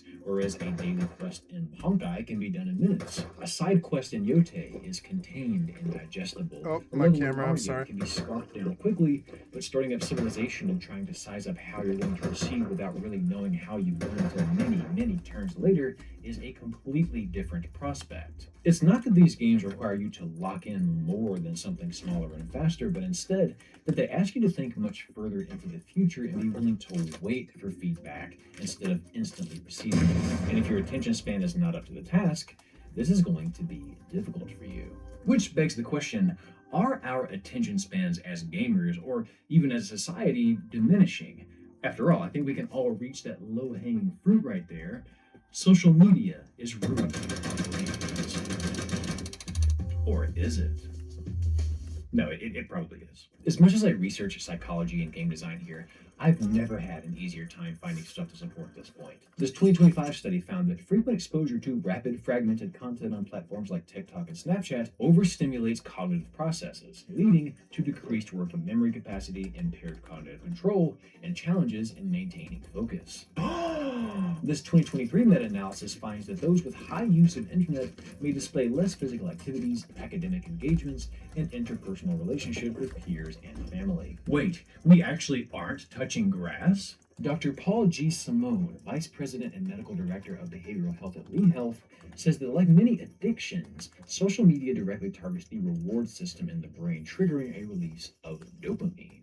Now, dopamine is the same neurotransmitter released in sex, gambling, and eating.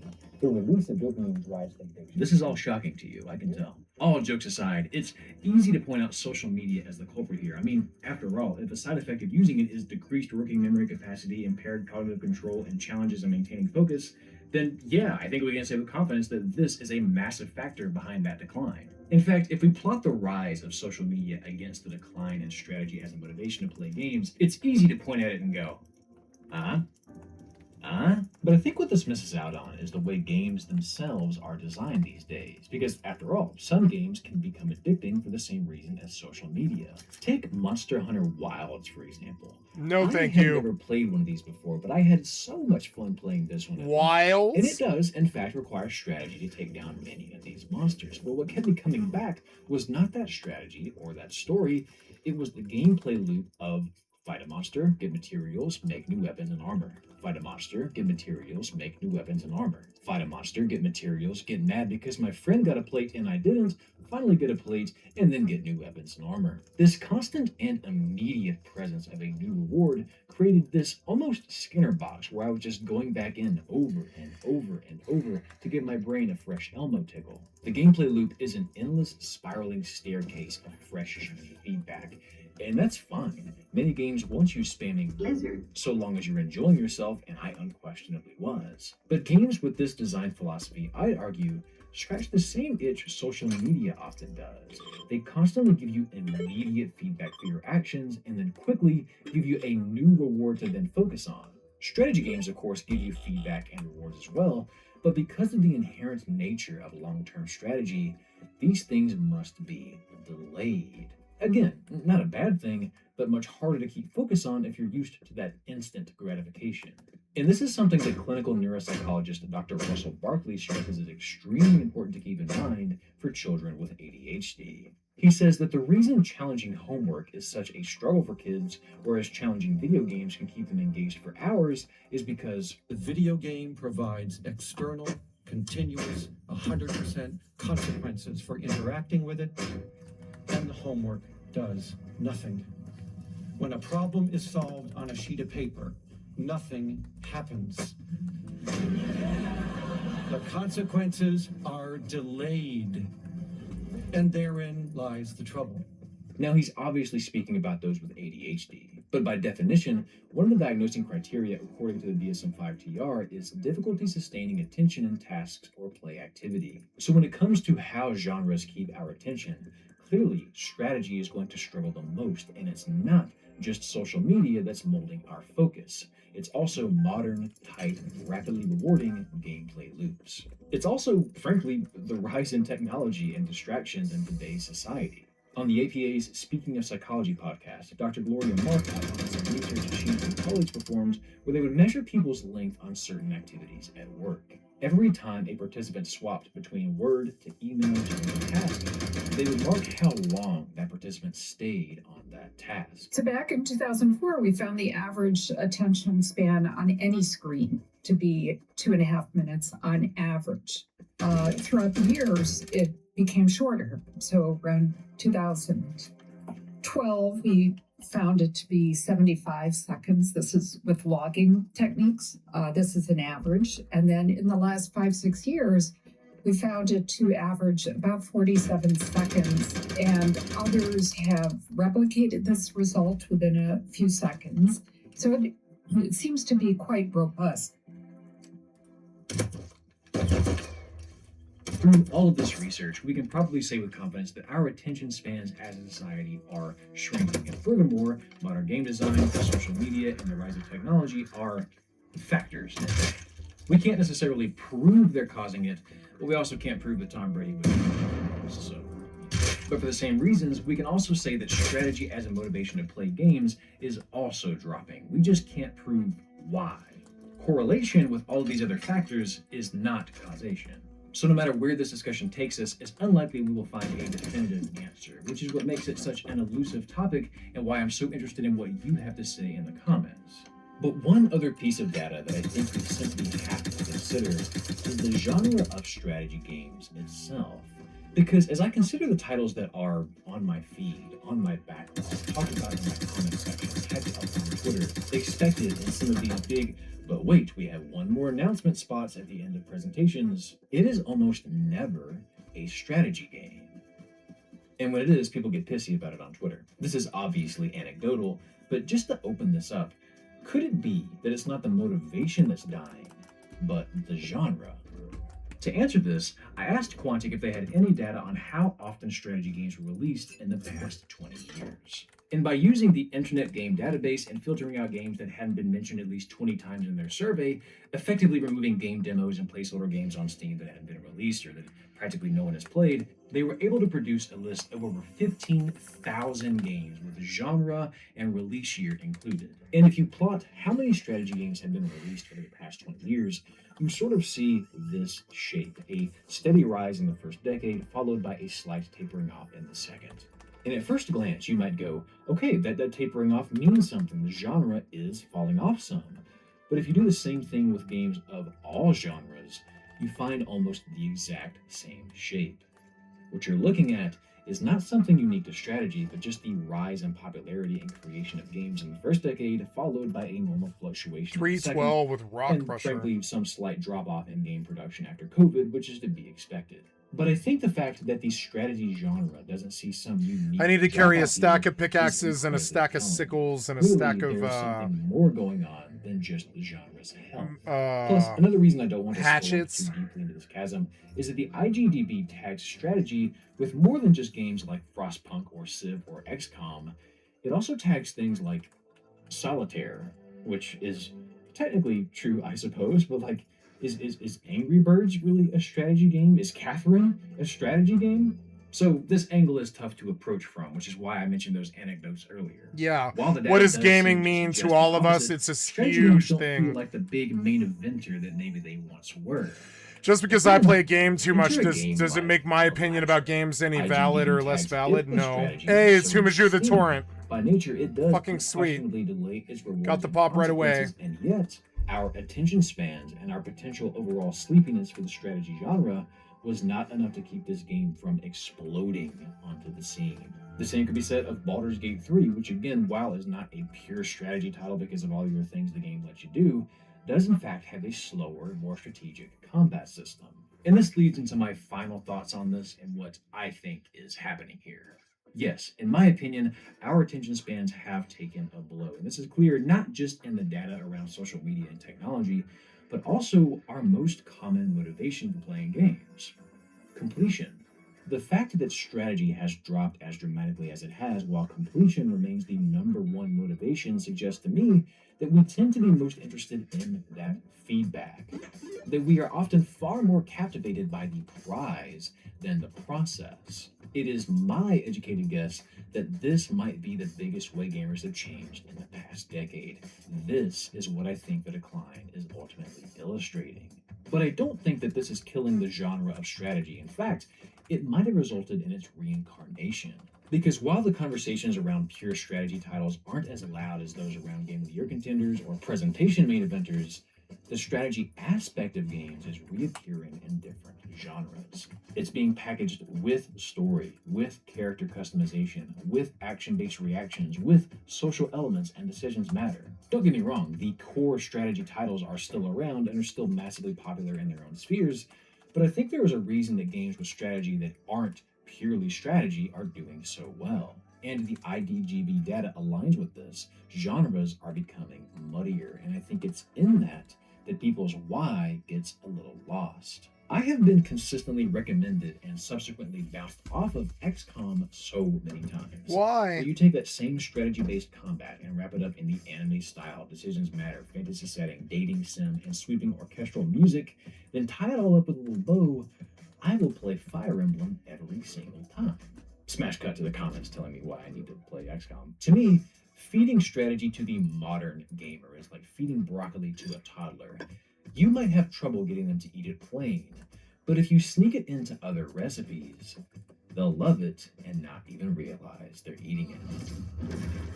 And I think we were chewing on this over email as well, where the thing we call strategy has changed so much in the past 10, let alone past 20 years. There are swaths of mobile casual games that have the strategy label. There are games that kind of quicken the strategy spread and complexity in different ways, right? So there are games like Expedition 33 that add more action-y bits to the strategy. There are games like Balatro that add a lot of chance elements to the strategy. So I think we're seeing people play with the formula because of 4X grand strategy, but figuring out ways to inject more surprises, inject more.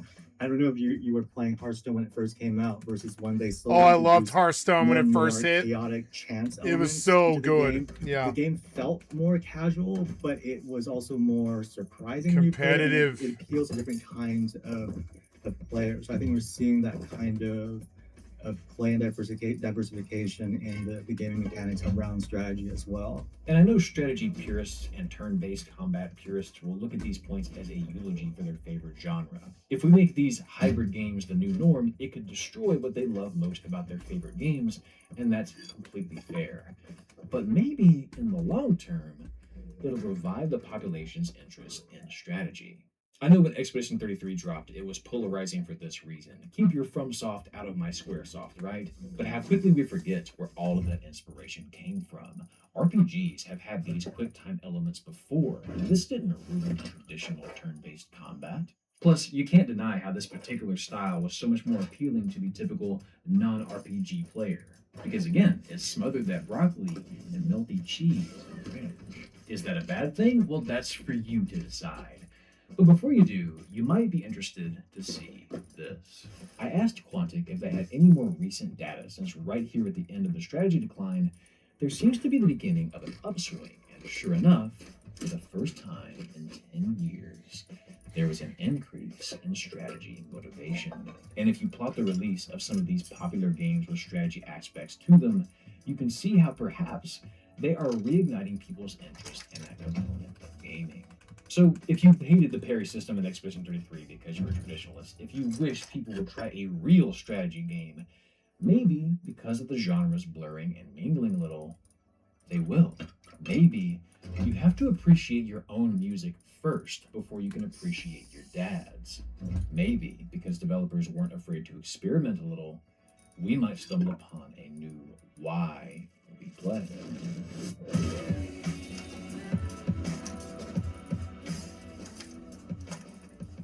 Hey there. I hope you had fun with this one, and more than ever, I hope to hear from you. It was good. Yeah, This is I liked it. obviously a massively tangled behemoth of a discussion, but it is a discussion, so please let me hear your thoughts down below.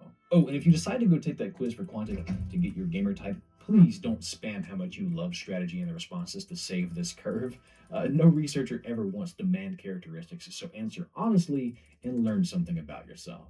And also a massive shout out to Nick Yee and Quantic Foundry for taking the time to meet with me and share all of this amazing data. If you like this video, hit subscribe for more videos like it, and consider supporting the show on Patreon like these delightful people on screen. For $1 a month, bloopers, editing streams, creative input, and weekly updates are all waiting for you. A big XOXO to this month's featured patrons. Sayaku, Polly Cirrus, This video was good. It engaged CJ me. Gusky, Most of them don't. Cam Carpenter, Kabuto Drake, Nimoe, No, we're not doing this. Yeah. I'm calling, man. You know, he told his partner he's calling ambulance. I was a state corrections officer for Pennsylvania, and I ended up on the streets of Kensington. It doesn't care who you are, what you did, or what you want to be. There's no discretion, you know? It's like an insidious thing, man, that once you pass this invisible line, you're an addict. And you don't even know what happens, you know? And then you can't ever cross back over that line, you know? You can't go back.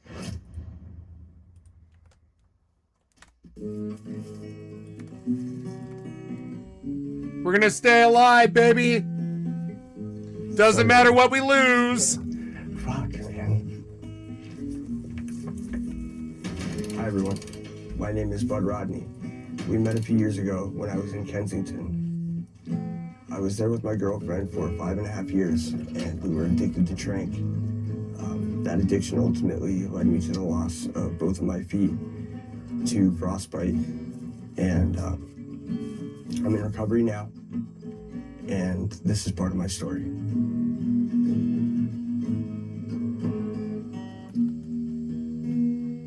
Ladies and gentlemen, good morning and welcome to the first episode of Channel 5's Where Are They Now series, which explores the current whereabouts of various people that I've had the pleasure of speaking to throughout the years. This series, in particular, is very important to us because the way that we see it, continuous coverage is a crucial element of proper reporting. Surveying a situation in the moment, particularly when it pertains to drugs, crime, crisis, or tragedy, is important, but more important are the solutions to the issues being covered, which brings us to the story of Bud Rodney. Bud first appeared in a Channel 5 video called Philly Streets around 2 years ago. What's your name?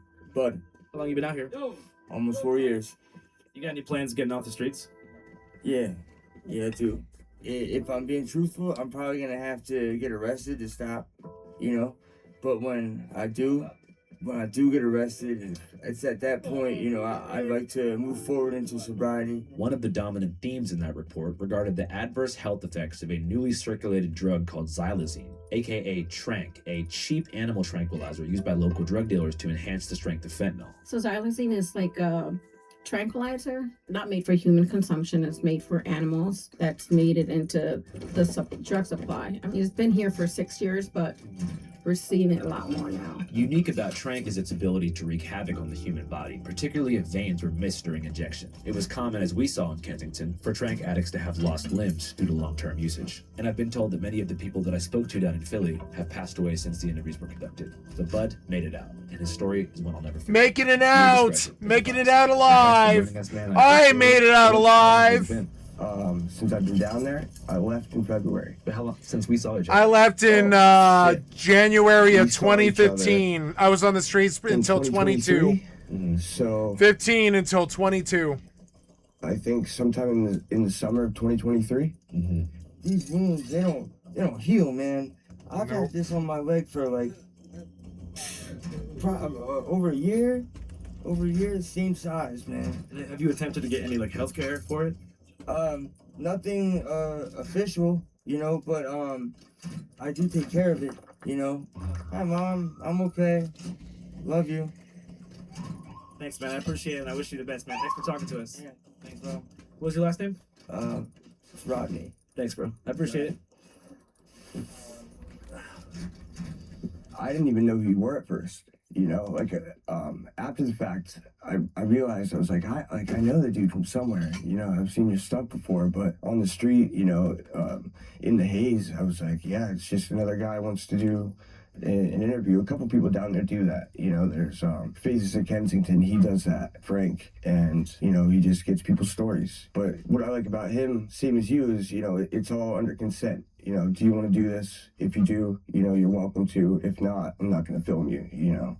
Yeah. What's happened since then? How has your life unfolded? Well, since 2023, Mayor Sherelle Parker moved in 2024, and she put in her Clean Up Kensington plan. So that kind of dispersed us. There were big encampments all along Kensington Avenue, all along Clearfield, Roof Street, they were everywhere. And with her directive, they made a pretty big difference down there. We weren't happy about it, of course, but I'm sure the neighbors were.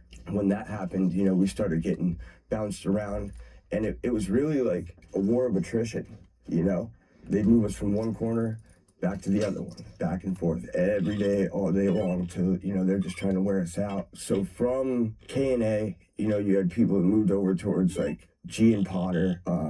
I forget what the street is, but it's right across from Allegheny Station. There's a little side street, people moved over there. But even there, even in those spots, they would still bounce you, because they put beat cops on. So you guys got to go. That was really their only goal, was not arrest, not to jam us up, just if they're there, they gotta move. And they did that for all of 24. They outlawed fires, tents of any kind, even big umbrellas. So I said it right from the start. I said, if they're doing that stuff now, because that rule came about earlier in the year, and we had all heard about it, no fires allowed this winter, that kind of stuff. So they're gonna freeze us out, and it worked for a lot of people.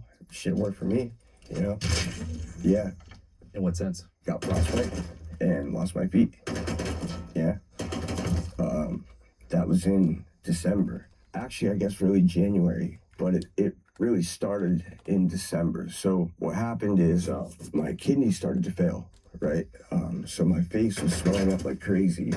I can show you some pictures. You know, I don't even look like myself. And I went to the hospital for it because everybody down there was like, even the cops, man, the cops walked up to me the one day, they're like, "You bud?" I was like, "Yeah."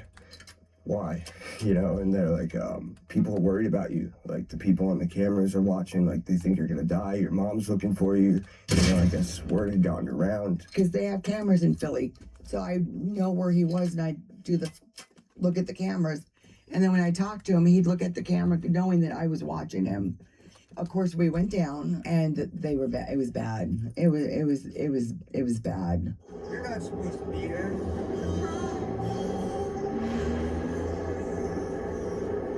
Aww.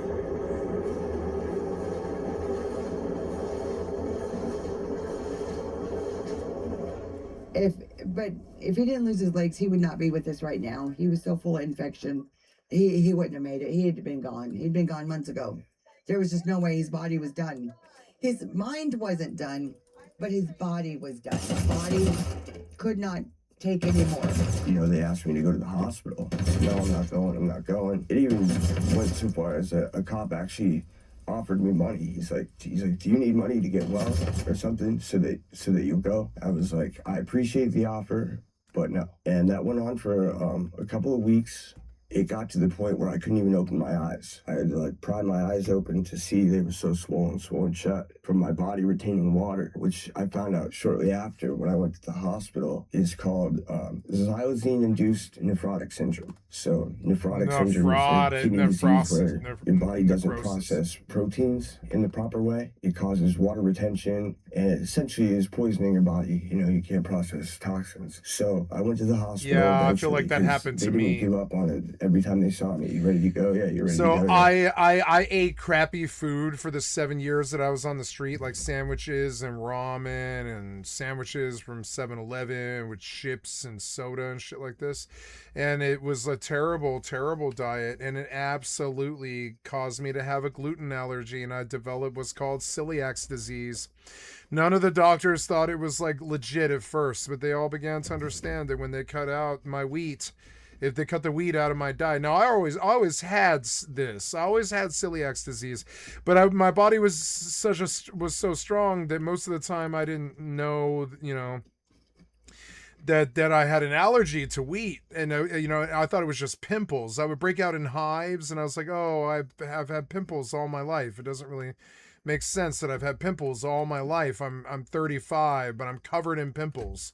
It didn't really it didn't make sense at first, and then I realized, you know, when the doctors told me, I've had celiac disease all my life. I've had a wheat like gluten allergy, but it was very mild until I started eating sandwiches every single fucking day, like sandwiches or Doritos or I don't know, popcorn or whatever. It's like, you know, crappy food, pizza from the dumpster and shit like this.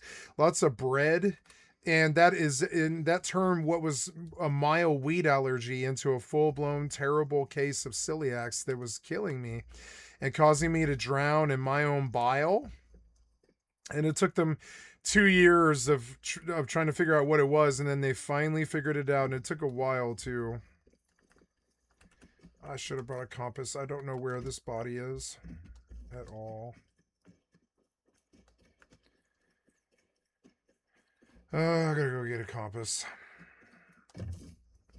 And yeah, that like, so eating all that crappy food for 7 years on the streets, I was eating like, you know, burgers from Wendy's and, you know, burritos from Taco Bell and sausage McMuffins from 7-Eleven because they were like $1. And, you know, I was eating crappy food that whole 7 years, and it caused me so much more problems than I ever could have dreamed. And that's my warning to you. If you're going to be a druggie on the fucking streets or whatever, definitely your diet. You might think that you can just eat whatever you want, but especially if you have other issues, you probably can't just eat whatever you want. You probably can't just live off cereal that you buy from the grocery store when you're homeless on the streets or whatever with milk. So I lived off sandwiches. I would always go there and I would get sandwiches. and chips and cookies from what's it called? What's the place? Sprouts, which is a health food market. And I convinced myself that because it was a health food market, that the sandwich wraps that I was eating were healthy somehow, but they weren't. They were just, crappy food. And it definitely cost me a ton of time with doctors. It caused me to balloon up to like 400 pounds. Like, it was a bad thing. And so you would think that these simple things like diet, you might be able to ignore them for a couple of years, but it's actually more like a couple of weeks. You can probably ignore your diet for a couple of weeks, but I mean, if you do it for years and years and years, you will have lasting, lifelong problems, like he's describing, like the xylitol nephrosis, where you can't even like absorb any any nutrients from food. That's kind of what celiac disease is like. If you live on bread, but you have an allergy to wheat, you eventually stop absorbing any of the fucking nutrients from the food, and you start drowning in your own bile and all this other weird shit that manifests. And I forget all the ways that it manifests, but it does.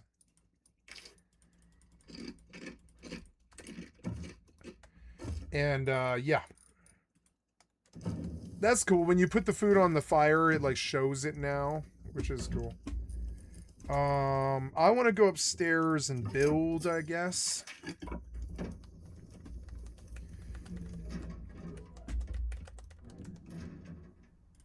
So eventually I said yes. And while I was in the hospital, this Oh was no, in, I need I needed stone, but I don't right think I before got Christmas. any. I went to the hospital and Yeah, I didn't get any. my face started to swell up even more so while in the hospital. Oh, I have to get a compass, It was maybe right. just a reaction to like no longer being in stress, like my body was overcompensating or something, just being out of the cold. And they had to trach me. So I have a yeah, and that's how it was for me. Like when I was in the 2-year mental health facility, two things happened. It was terrible. It was fucking terrible. Like I thought I could just do drugs on the fucking streets for 7 years, but several terrible things happened.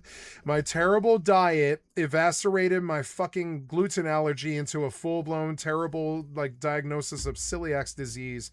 And while I always was like illegal, allergic to wheat, I was able to get around it, and I still am. But I mean, if you live off wheat, that'll kill you. And I was constantly sick, and I was constantly depressed, and I was like really fatalistic and fucked up and angry and all this stuff. And I've got all these reasons to, like, for instance, I'm stopping drinking to like tomorrow or the day after or something like that for a long time until my mother dies, particularly because my favorite like form of drinking is beer. And most beer kills you. And on top of it, I have like a homesickness disease based around the beer that I used to get from back home in Colorado. So like I have like an identification with a beer called Voodoo Ranger. It's right here. I drink it all the time. Problem is, Voodoo Ranger is some of the most wheat that you could possibly mainline. It's like the most wheat that you can mainline, really. And I drink liquid wheat all day long. And like if I have my choice about it. And this does kill me. It like kills me, and I ignore it. I ignore the fact that my body is covered in, like, my skin isn't covered in pimples, but my body is. My body is covered in essentially goose pimples, but they're not goose pimples. They're like hives. They're like hives caused by an allergen. And it's disgusting. It's all over my back and my chest and my legs and stuff. There's not a lot of them. My skin is clean enough that a girl would sleep with me, but it does leave like I'm mid 40s, but I have like, breakouts on my back of like hive pimples from all the wheat that I get in my diet by accident, or not even by accident. Sometimes it's on purpose, like the beer. And so like, and my life was never like that. My life wasn't like that. That was the first thing that happened. The second thing that happened was, I was never circumcised. And so when I blew up to 400 pounds, like that was like constricting my penis. My skin became like a tourniquet around my penis. because you're not supposed to blow up to 400 pounds. And in my experience, I was uncircumcised, and so that made it that one day, and also on top of that, I had extremely high blood pressure. Is another thing that happens when you're on drugs for 7 years or 13 years or homeless on the street, eating crappy food and stuff, and stressed out all the time. Your blood pressure and stress is through the fucking roof. So that, like, so my blood pressure was 157 over 110 for like 7 years. You understand how bad that is for a human being? It's like being Tweak from South Park, and it is like that. It's kind of like you're Tweak from South Park. You're constantly like, I'm fucking streaked, I'm stressed out, man, what's going on, everything's crazy and all this. It's kind of like that. It's like being Tweak from South Park. It's fucking fucked up when your blood pressure is super high. Everything is out to get you, everything fucks you up, you're extremely angry, and everything goes wrong somehow. It's weird. I used to think of it as the curse, but it's actually, I think, extremely high blood pressure is what it actually is. It's fucking insane. And so I was like that for a long time. And eventually, like, I got scared that they were going to end my insurance and notify my parents and tell my friends and stuff that I was on methamphetamine again and all this. And I got scared that my probation officer was going to call my family and all this shit. So I used to be really scared about giving them blood for blood tests and stuff like this. I used to be like, no, they'll find out my mess secret, because I was a functional drug addict for 13 years of my life. I liked meth and I liked hiding it from people. I thought it was funny. It turns out I wasn't hiding from anybody, but I mean, really, it's like, but I wasn't caught, and I never got any, like, I got charges, but I wasn't like, meth addict who got like 15 meth possession charges on the streets or something. It wasn't like that. I was a functioning, working meth addict for 13 years of my life. And it comes out in my eyes. It comes out in my temperament, the way I speak, the way I think. It twisted my blood. It changed my skin. It changed my soul. It changed my brain chemistry. Changes the way I move. Like, I can't, like, just today, my mother is like, I can't stand when you hand me something or you're trying to help me with something, because you jerk around like a crazy drug addict. And I'm like, yep. They're like the jitters. There's like scientific words for this. Like there's a scientific word for the mental, what is it called? It's called the neuroplasticity damage that heroin and methamphetamine does to your brain. And like that, I have that in spades. So I do have like a damaged brain. That was another example of what this shit does to you that you might never ever dream. It's not that drugs are bad. It's that all the neglect that you do to yourself while you're on them kills you. I wouldn't say the drugs cause any of this, frankly. The drugs themselves don't cause almost any of this. They'll cause overdoses and stuff like that, but they won't cause like the problems that I'm describing. The problems that I'm describing are from ill health while you're on hard drugs for long periods of time. It'll rot your teeth. My teeth are rotted and yellow. They're not rotted, but I definitely spent a lot of time at the dentist because they're always trying to fix my molars or get in there and try to fix something. I cracked all 4 of my molars with my tongue ring when I was drunk and high. I'd bite down on my tongue ring and I would crack my teeth and shit like this. Stuff like that. Like there's stuff like that you don't think about. There's all the relationship damage that it does to you when you're doing drugs and the person doesn't like you. Like my mother was very, very happy yesterday when I told her, I was like, I'm not going to drink anymore. I don't want to spend the rest of your life like being wasted. It's just not very fair to you or me. And she was like ecstatic, and I was like, good, it's good, because it's like at that point, the lasting damage. Also, alcohol extremely dehydrates you, which is, I'm sorry, but I don't know if you've ever really dealt with like desert dehydration like I have, or like homeless dehydration where you don't really have enough water and stuff. But like, it's very difficult to come back from dehydration.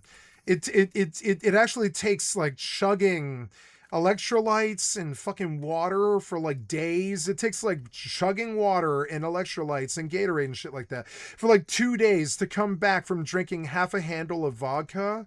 Like a lot. It takes gallons and gallons of water. Like I'll drink a gallon of water while I'm sleeping and stuff if I drink that much, because it's like crazy. But like I'm so used to mitigating the fucking problems of drug use and alcohol abuse all throughout my life that most people can't actually detect that I'm fucking drunk in 3 sheets to the wind or completely high. Most people can't actually detect it because they can if they know me, but strangers can't detect that I'm 3 sheets to the wind. And I did and I drove taxi and fucking Uber for like 17 years, and like 13 years of that I was high on methamphetamine, and they never knew. The bosses, the people, nobody knew. Nobody ever made an accusation. Even when I got my car stolen at knife point by fucking meth addicts that I didn't know, just doing a favor for a friend, like I still wasn't accused of being a drug addict because they just didn't know. They didn't. They're like, I just did. They just didn't know. Now I dropped a kit. Did I? Yeah, I died, and my kit's probably still there if I get there now. Yeah, I forgot, but I dropped the kit. Fuck. Probably gone now. I don't know. I lost like a shotgun and a pistol here, which is so annoying. Please tell me this is still here. But anyways, and so like the long-term effects, like the trouble that travels in threes is the things that you can't, like, you know, you can't predict. Like with a meth addiction, you can predict that you're going to be jittery and that they're going to detect it and they can see that your eyes are pinpoints and that you probably can't get away with it. So a lot of meth addicts use sunglasses and stuff like that. I use sunglasses a lot to get around people, that kind of thing. Or you would tell them, I'm sorry, this is just not the right time. Just not the right time to talk to you or deal with you. I'm terribly sorry. I partied really hard last night. This just isn't the right time to deal with me right now. We'll just have a fight or something like that. And that's better than admitting that you're extremely high and you haven't scored and you need to get high. You're going to be sick if you don't get high. And that person's getting in your fucking way so you can go get high or whatever. And that's a lot better. It's a lot better to be like, this is just not the right time, right?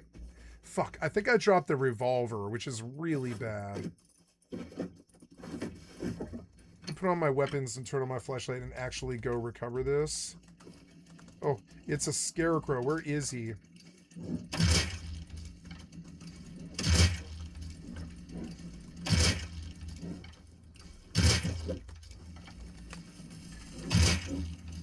No bite, no bite. Oh.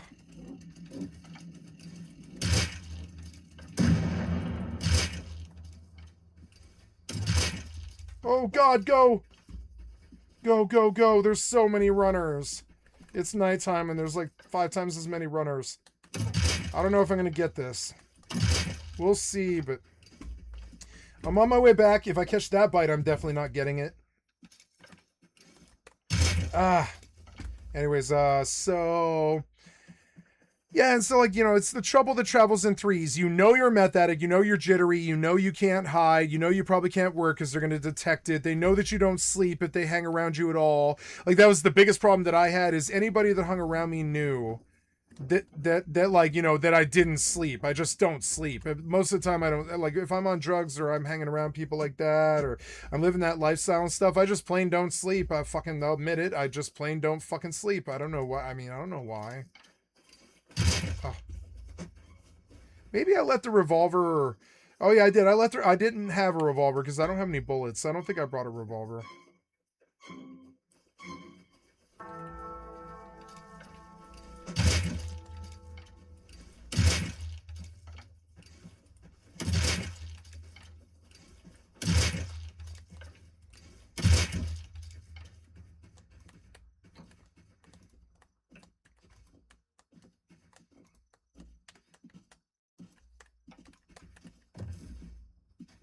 Oh God, I caught the bite in the end. Son of a bitch.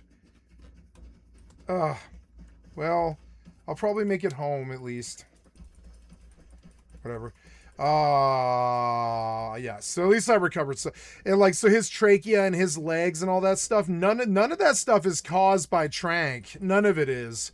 I mean, trank, it does cause problems with scaly legs and scabies and stuff, but it doesn't, but that's only because you're neglected by people. You're not allowed to have a home. You're not allowed to have 3 meals a day and a shower or anything. You're shamed by your community. You're expected to be homeless and all this terrible shit. And that leads to the problems that actually cripple drug addicts. The drugs themselves don't fucking kill you. It's neglect and the outcast nature of the fucking people around you, the neglect, the starvation, isolation, the sleeping on the streets and all that shit, that shit kills you. The drugs themselves, unless you overdose on pure cocaine or something like that. If you overdosed on pure cocaine because you just weren't expecting that strong of a drug, that's on you, right?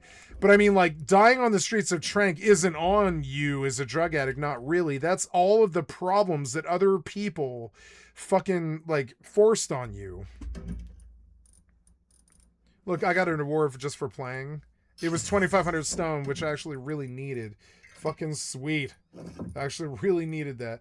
Okay, so cool. Give me a furnace. Yeah, I've been trying to get a furnace for fucking ever. Give me a furnace. Everything goes in. Jackhammer. Shotgun shells. Vert tank. I guess I do need another vert tank in here, but I don't know if I can even squeeze one in. I don't know. Let's see. No, not really. So, vert tank will fit right there. And I fit another vert tank right there, which is good. Yeah, we'll have a collection of vert tanks in here.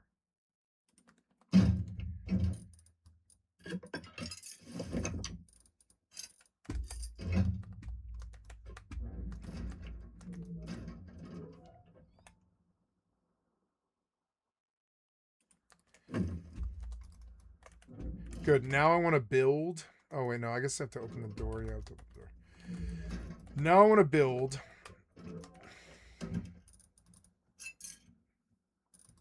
Oh, yeah, I'm going to die, huh? Yeah. So, close this. And die. Wound on my neck here. Yeah. See that? And what is that process? I've got like a scar, like a fucking 13-inch scar on my left shoulder. Or is it my left shoulder? There it is. Left shoulder. And it's like 13 inches, and it stretches from my mid arm all the way up to my fucking neck. And it's where they went in and they replaced my fucking, not my replaced, but they went in and they put screws in my shoulder and then in a plate. And then the plate ripped, and then they went in and they took the plate out, and they were just like, rather than put another plate in, which we've mangled because we gave you the wrong plate, we're just going to leave you with a shoulder that works at about 90% of what your other shoulder will do. And I was like, oh, cool. And they were right. My left shoulder is strong enough to lift a woman, for instance, which I've done. Since that surgery, I've lifted women with my left, like girls, like lifted women with my left arm and stuff, just to see if I could do it. I'm like, yo, this is my bad arm, watch. And I'll lift like a 140-pound girl. And like, and I've got a good shoulder, but it hurts and it fucks up, and it will cause stuff in my shoulder, bad stuff to happen in my shoulder if I try to do stuff like that. So I try to stay away from it. And I warn people all the time when I'm working with them, I got a bad arm. Like, a good way of describing it is like, this is my gimp arm, my left arm. This is my gimp arm, and my right arm will go straight. See how this arm's like going completely straight as I flatten out in front of the camera, stuff, completely straight arm. This arm will not go straight. It's bent like this. This is the most straight that my left arm will go, because I fell off a fence when I was drunk when I was 15 years old. And that's just another example of the stuff that'll happen to you when you're getting drunk and getting high and getting wasted all the fucking time and doing dumb shit. Is like falling off a fence, and then later on in life you won't be able, somebody will pass you a bong, you'll try to reach with your left arm, and you're like, my gimp arm, and you'll tell them, my gimp arm, and they'll start laughing at you, and they'll be like, I'm not giving it to you, come on, come get this. And I'm like, gimp arm, I can't reach. And they're like, really, you can't flatten your arm to reach me? And then they'll make fun of you and stuff. And that's the trouble that travels in threes. It's not the meth addiction or the suicide at the rock bottom. It's the things you can't predict, like a celiac disease diagnosis, the loss of the love of your life, having to imprison someone for 5 years, the stream sniper, all this stuff that you can't predict. Those are the trouble that travels in threes. It's what happens to you when like you ignore the normal rhythms of life if that makes sense. That's why he got this trachea hole, is he was ignoring the normal rhythms of life. And you can't. You might think that you can just, that homeless people on the streets are just sitting shiftless down there doing nothing. But no, it's actually really the hardest job in the world is staying alive when you're homeless. It's like the hardest thing that you can do. It's so hard. I mean, spending time at the food stamp office, you know, begging, fucking, like, going and scoring from your drug dealer all the fucking time, like, sleeping in the fucking park, getting rousted by cops and shit. It takes forever, and most of the time, people steal from you. There's no respect or anything like that, and it's just kind of crazy. It's not a job, but it's, like, definitely this status that doesn't ever really get better. It just gets worse. And the longer you do it, the more like myriad crazy Pandora's box of problems might manifest themselves, like mental health issues. Like later on, they were like, you're crazy, you're egomaniacal, you're depressed, but you're not depressed, which is scarier to a psychiatrist when they're like, you're so depressed that you're not sad anymore. And it's like, yeah, I'm so depressed, I'm not sad anymore. That happened like, 5 years ago or something like that. I literally looked my psychiatrist in the eyes in the office. I traveled 10 miles to go see my psychiatrist in the office because he was like, I need to see you face to face. And I was like, sure, we can do it face to face. And he was like, you're not sad anymore? And I'm like, oh no, there was so many tears in the bucket that I drowned. I lost my girlfriend, my life, my job, my city, my home, my friends, my family, everything. Because I decided to do some meth once, I lost everything. And not because of the drugs. It's because everybody else around me was essentially worthless. Not my inner circle or my family or the women that I've loved, but pretty much everybody else was entirely worthless to me. They only did damage to me. It's fucking stupid, but it is true. And that's not good. All of my acquaintances caused me so much damage that it was sort of worthless to ever keep any more than 10 friends or something like that, which is what I ended up doing in the end. That's how I reversed the damage and brought it back to a place where I wasn't homeless anymore. I have a 100-inch television. A guy came in to fix my heater the other day and he was like, geez, crow, you have 100 fucking inch television. How big is this motherfucker? And I'm like, I don't know, 132 or something. He was like 130 inches. And I was like, yeah, it was like $550 at the Costco. That's not that crazy for a suburbanite. That's what I said to him. I was like, yeah, it was $550 at Costco on Black Friday. That's not that crazy for somebody in the suburbs. That's not that crazy. $550. What are rollerblades or skateboards now? They're probably like $250, $275 or whatever. And so I have this big TV, but this gets a shock response out of people who have just not given themselves something nice like that their whole fucking life. And so you appear rich to them, but when you lay it out, you're like, no, this is a $550 investment that we thought about for years before we did. And I think about every minute that I use it, and I turn it off when I'm not using it, and all this stuff. No, it was like a real investment. It's not, but that's the kind of thing that I have now because I just stopped being on the streets. I just went back to having a normal life, started working for things, trying to get things again. It's kind of crazy, but it's like when you ignore the normal rhythms of life, it completely divorces you from most realities. It's actually not too good. I see it happen in the video games and the terminally online people all the time. They think that they can just go completely digital. Like they wake up in the morning and they sink into their phone and they do their Twitter and their TikTok and their YouTube. And then they get online and they're in a Discord with, 8, 10, 20, 30 other people or whatever. And all those people are plugged into their Twitter and their YouTubes and their Discords. And they sit there and they play their video games like WoW raids or Rust raids or, fucking League of Legends, five mans or whatever. It doesn't really matter what it is, like Valorant or whatever the fuck. And then, they do that all day, and then they get off and they go and they digitally cook something in their digital microwave, and then they sit there in front of their digital television or whatever at night or whatever while they eat dinner, and then they go back to gaming for 5 more hours, and then they go to bed. And that's kind of my life too. That's what my life is too. But that is still not a real life. It's still, digitally replacing a real life. And the more you do that, I learned hard. I learned very, very, the very, very difficult lesson that the more you ignore the daily rhythms of life, the more long-term, inescapable problems that you get. That's the takeaway. That's a tracheostomy. What they do is essentially put a plastic tube in your neck so you can breathe. Yeah. Because your throat had swollen up so much. Doctor said I needed a bacchiotomy. Doctor said I needed a bacchiotomy.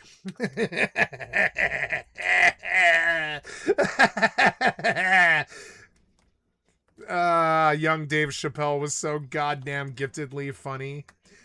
Half Baked is like still the funniest movie ever made, maybe still. I think it is kind of that funny. It's pretty good. Hey, did you get the zigzags? Funyuns. Funyuns shouldn't exist, but they do because we smoke marijuana. Funyuns shouldn't exist technically. I said no air was coming out. Right? Yeah, my throat was swollen. No, Funyuns are really good actually. So they did that.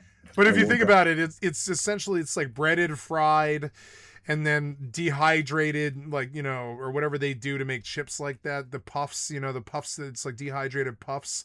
It's like dehydrated puffs of onion rings. And that shouldn't be good, but it is. It's so fucking good. Dehydrated onion rings are so fucking good. Funyuns are too crunchy, but they're still genuinely really fucking good. You know? I don't care who you are. Like, crunch into a Funyun and tell me that taste isn't really good. It is. It's, you know, it's spicy onion taste, but it's still really good, you know. Funyuns. About 4 days later, from a medically induced coma, I didn't even know any time had passed. Woke up, I couldn't talk. Yeah, that's what it was for me too. I smashed out going to a drug deal on my fucking moped that I bought from a drug dealer that I didn't know, but they were after me for stealing, which I didn't know until I woke up 5 days later from a coma in a fucking hospital jail, chained to a fucking bed. And I asked the nurse, I'm like, why am I chained to a bed? And they're like, well, you stole a moped. And I'm like, I didn't steal a moped. I bought a moped. And she was like, I don't want to talk about this. And I was like, I don't want to talk about this either. Why am I chained to a bed? And she was like, you stole a moped. And I was like, I don't want to talk about this. I didn't steal a moped. I bought a moped for $200. And she was like, I don't care what the details are. I don't want to talk about this. And I was like, yes, but why am I chained to a bed? And she was like, because you stole a moped. And I was like, but I don't want, you know, it ended up being like that. It was kind of like, who's on first? I stole a moped, did I? Because I remember paying the $200. You know, I remember paying the $200 to the drug dealer and having him teach me how to use his moped. You know, I remember that. You don't remember that because you're the nurse who wasn't there. But I remember, you know, I remember paying $200 for the fucking moped. It was so stupid. So then I was like, why am I chained to this bed? And she was like, you've been in a coma for 5 days. And I was like, I've been in a coma for 5 days? And she was like, yeah, you woke up from a coma. You know, you smacked your head into the pavement going about 40 miles per hour some odd down on South Pearl. You did some brain damage. You're experiencing some hearing damage. You have experienced some cognitive damage. You're fuzzy and you don't understand what's going on and you're a little bit confused and your shit's all fucked up and your shit's all retarded. And I was like, really? And she was like, yeah, your shit's all retarded. You hit the pavement going 38 miles per hour with no helmet. Your shit's all retarded now.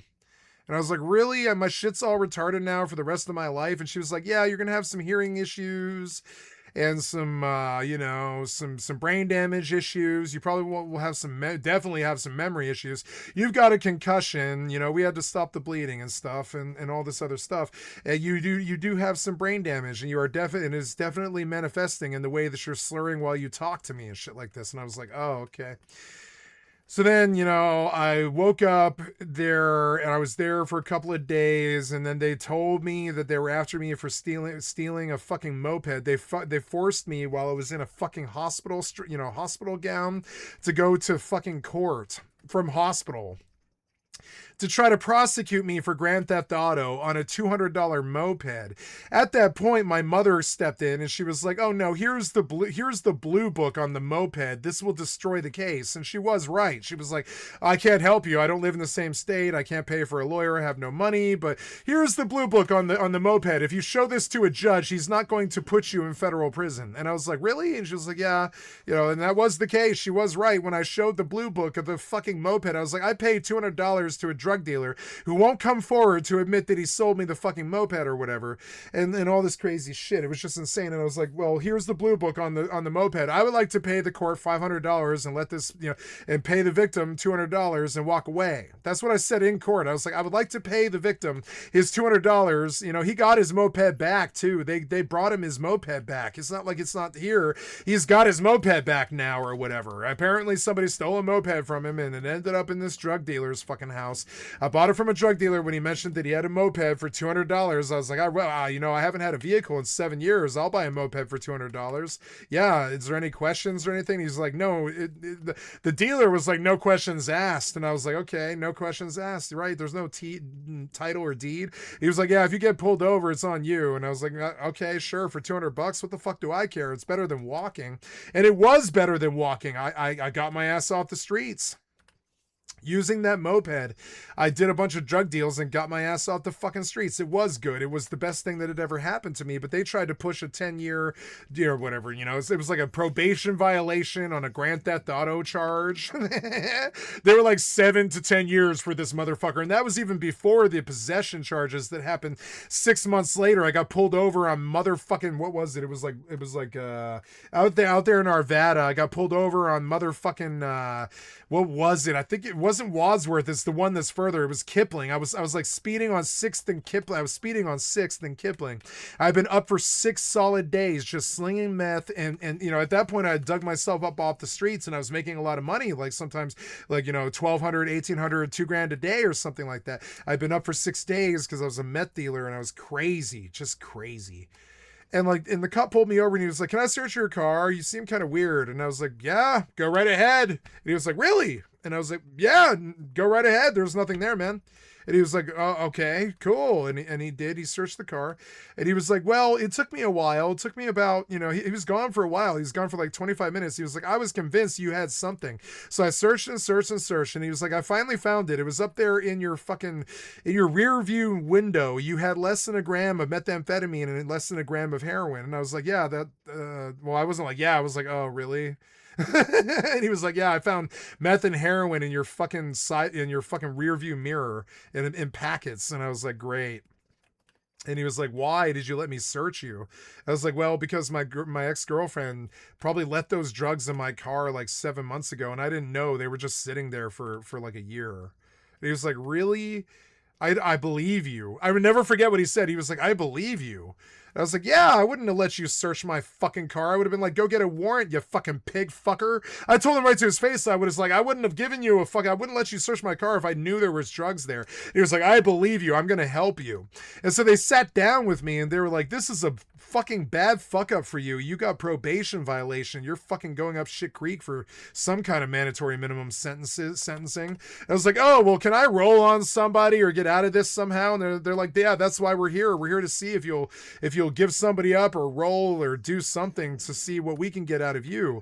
And I was like, well, yeah, I know a rapist drug dealer that I do business with as a taxi driver, but not as drugs or hookers or anything like that. And he's a terrible person. Every time I pick up a girl from his fucking hotel room, they tell me rape stories. And they were like, oh yes, we're very interested in that. And I was like, okay, cool. So then, and they were like, okay, we're going to come back in about 6 months here. You just keep working your program and keep sitting here and keep working and just, we'll show up in like 6 months, but you don't have to go to jail today. That's what they said the day they pulled me over for fucking possession of a gram of meth, a gram of heroin, less than a gram. Either one. It was like to combine, they weren't even a gram. And and I was like, God damn it, they're hard drugs and you're going to fuck me. And they fucked me. But then, so I tried to turn state evidence on a rapist drug dealer that I knew. And they were like, not our jurisdiction.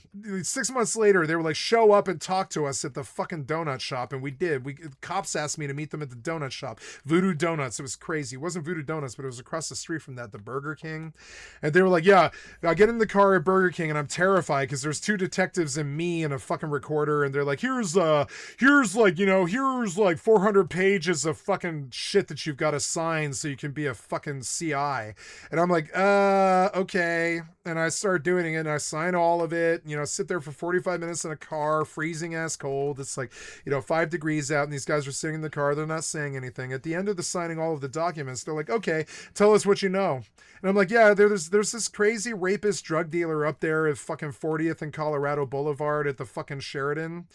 And like every time I pick up a girl from his fucking hotel room, they tell me a rape story. And this guy, he is a heroin dealer. And they're like, oh, really? And they get that cop boner. And they're like, rapist drug dealer, you say? And I'm like, yes, rapist drug dealer. And I really don't like him. Fuck him. Fuck that guy.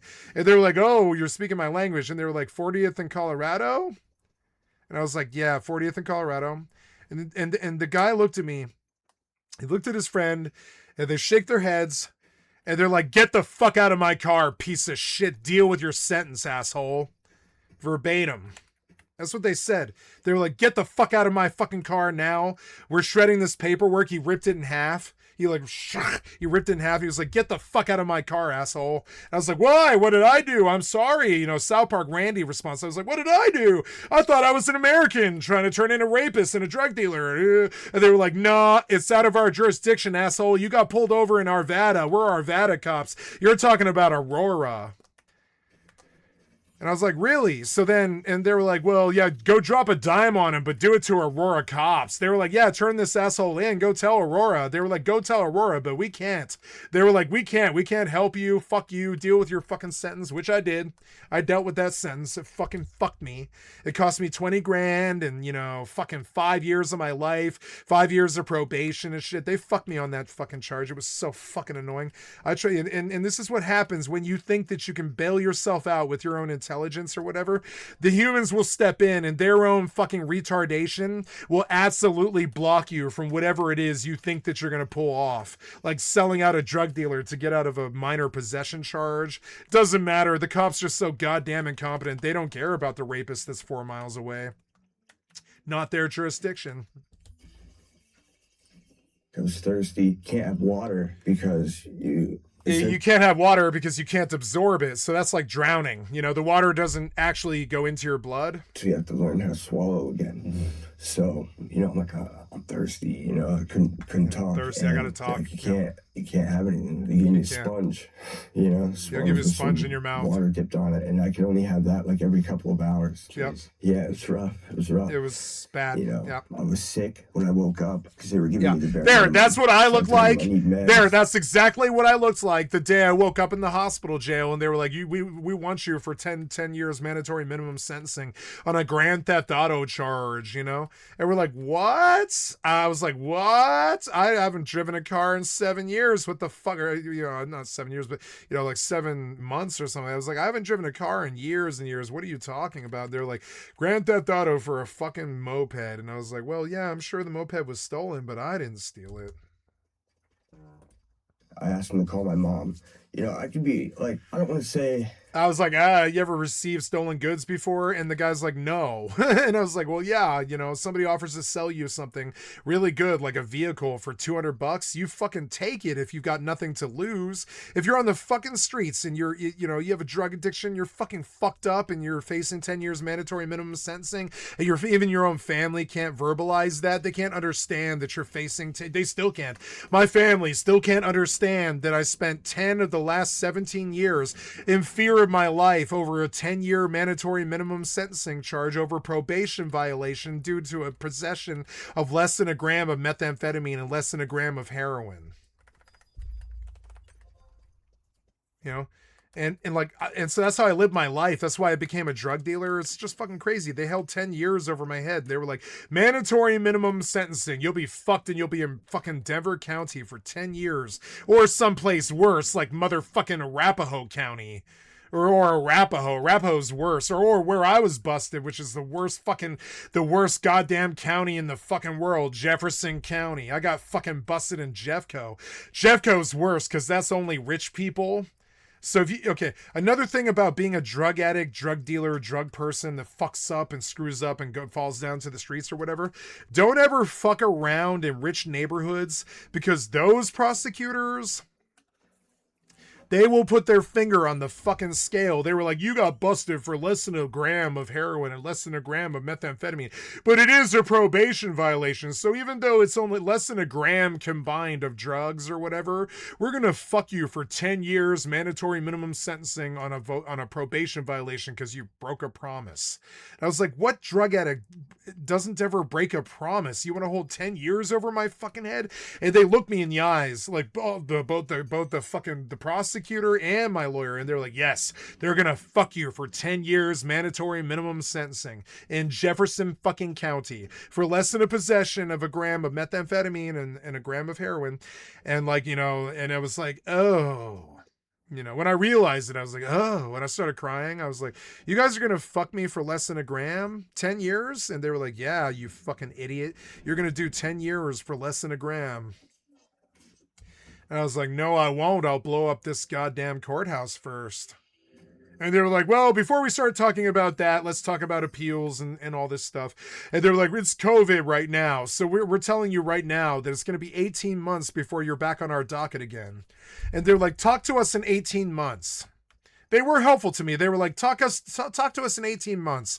That's literally what the goddamn Jeffco prosecutor said to me, to my face. He was like, talk to me in 18 months. I doubt I feel the same way. That's what he said. And I was like, really? You're not going to fuck me for 10 years? That's what I asked him. I was like, you're going to fuck me for 10 years? And he was like, yes, but I might not feel the same way in 18 months.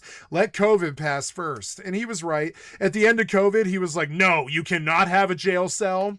We're not putting you in jail for less than a gram of methamphetamine, less than a gram of fucking heroin. We're not putting you in a jail cell for probation violation. We're not doing 10 years. Have a nice day, sir. You have a year of unsupervised probation.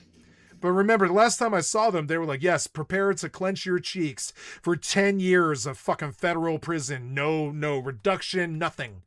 Just full-blown 10 years mandatory minimum sentencing for less than a gram of heroin, less than a gram of methamphetamine.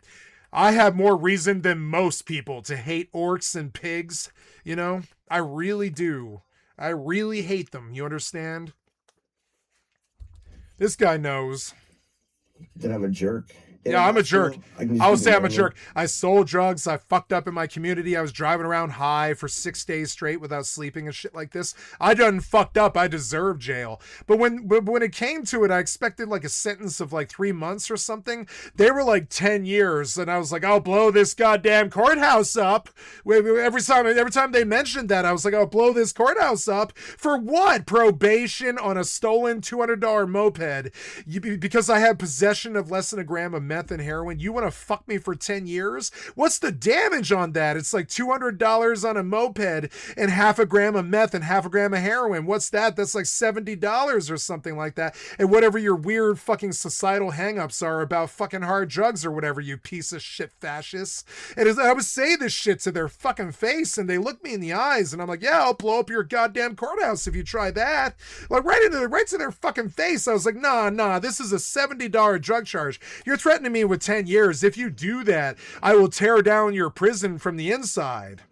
I will be the worst enemy you've ever had. I used to say stuff like this to judges. I'm not proud of it, but remember, I'm in that courtroom alone, wagering over it. Well, I wasn't alone that day. My aunt was there that time, but like, you know, but I'm in there alone. Like my aunt's there to hold me as I cry. She's not there to save me. You know, she is there to save me, but she can't save me. You know, she couldn't save me. She came to like 35 court days or something because she understood I was about to do 10 years mandatory minimum sentencing over getting high off of some fucking meth or whatever. Fucking stupid motherfucker. I would have torn your goddamn prison down from the inside. You understand?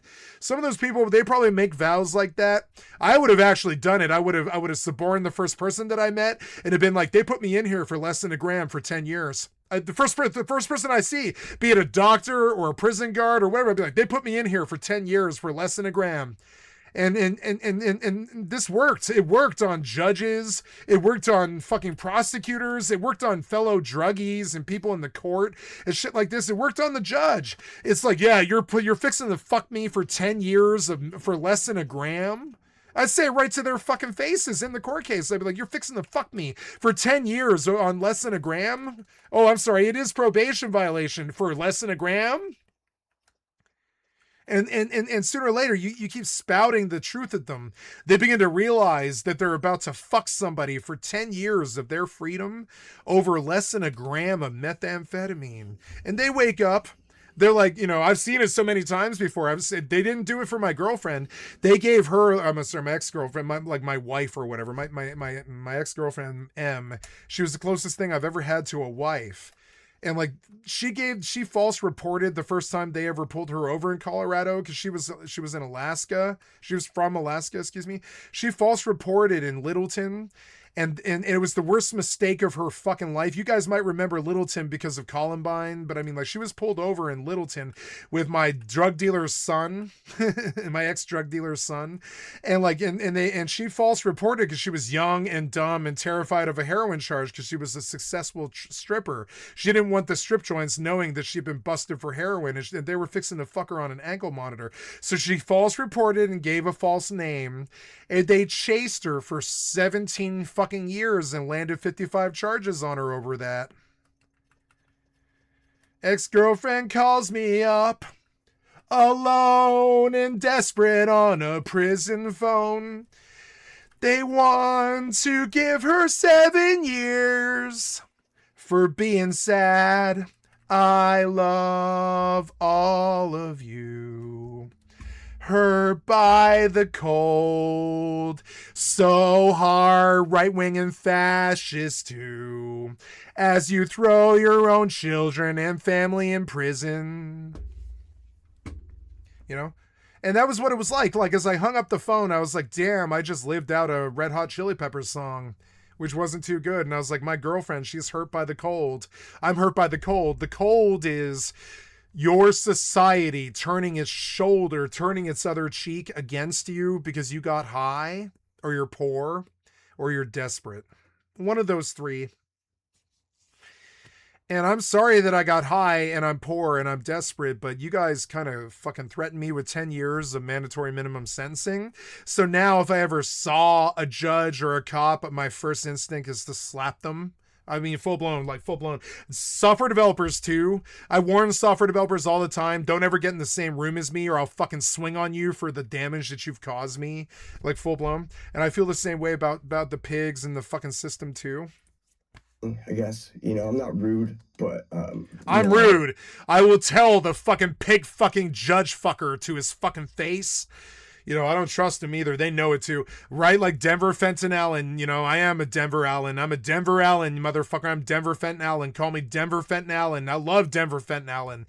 I'm Denver Fenton Allen. I'll tell a pig fucker right to his fucking face that his Nazi pig fucker that fucking pulled me over for a fucking false claim of my back taillight being out wasn't cool. And your fucking profiling from your Nazi Gestapo pig fucker wasn't cool. And I'll say it right to their fucking face. I don't care what they say. I tell them, like, and often these times I'm alone with them, and they understand that I'm in some mortal battle with them, and I don't have any witnesses. I wish I did, but motherfucker, I went to battle with these people quite a lot. I don't like judges or cops. You understand? I don't like judges or cops or prosecutors. You want to know why Kamala Harris sank the Democratic Party? Because you pieces of shit ran a fucking prosecutor 2 years after the drug war just raped and murdered the last of all of my friends. Hurt by the cold. You think it's a fucking joke. It's not a fucking joke, piece of shit. It's not a fucking joke. Your fascism over the drug war and the mandatory minimum sentencing and the probation and the torture and the fucking bullshit. It's not a fucking joke. Looking better. From there, you know, when she had to go, I decided I did as well. And when she left, I went back out to the streets and I had a trach in my throat. You know, I told the doctor I want to leave. He's like, "You serious, man?" I was like, "Yeah, I'm serious." You know, he said, "You're going to die." And I told him I'll be fine. But, yeah, when I started to drown in my own bile, I got the first, like, you might die thing from a doctor. They're like, you might die. If you continue to drown in bile, it's just going to kill you. And I'm like, yeah, I don't know. And they were like, we don't know what this is. And they kept getting at it. Eventually, they ran an allergen test, and they found that I was gluten. You know, it was gluten. I can smell it the whole time. But on top of my drug addiction, I had some other affliction that I had no idea what it was, what it looked like, what it would do to me, what damage it did to me. advice and left. We had to go home. Donna had work. I had. Here's to my friends hurt by the cold. You guys kicked them out on the fucking streets and threw them in jail. I want to throw you in jail, piece of shit, right-wing fascist dog fucking pig fucking cocksuckers. I want to throw you in jail. Work. These are my fellow Americans, and you threw them in jail. And we weren't even out of fully. You put your own kids in jail. Billy How's that different from slavery, basically? left the hospital. You guys are basically slavers. You put your own kids in jail for prison industrial complex. What the fuck was that? He knows, I know. Hardly even walk, and like my brain, after a while you're just like, nah, there's so much damage being caused that I'm just gonna step back and die. Was in like such a fog at that time. It actually took me like 5 hours to get from Temple Hospital down to Kensington. I kept getting turned around and like confused. That's like a symptom with the trank, is like confusion. You know, you just don't know what's going on really. Eventually I made it back down there. You know, everybody on the street was like, what are you doing, dude? Like, are you trying to kill yourself? So I'm not really trying to live, you know? And I think that stress on my body from that whole situation is what really pushed it over the edge, because I was weak to the point after being out there with the trach in that it started to get infected. I was injecting in my neck, and to do that you have to blow, but I couldn't blow because I had this hole in my neck. So I was like missing shots. So then the trach itself was infected. I had abscesses all over my neck. I would like almost pass out just standing up.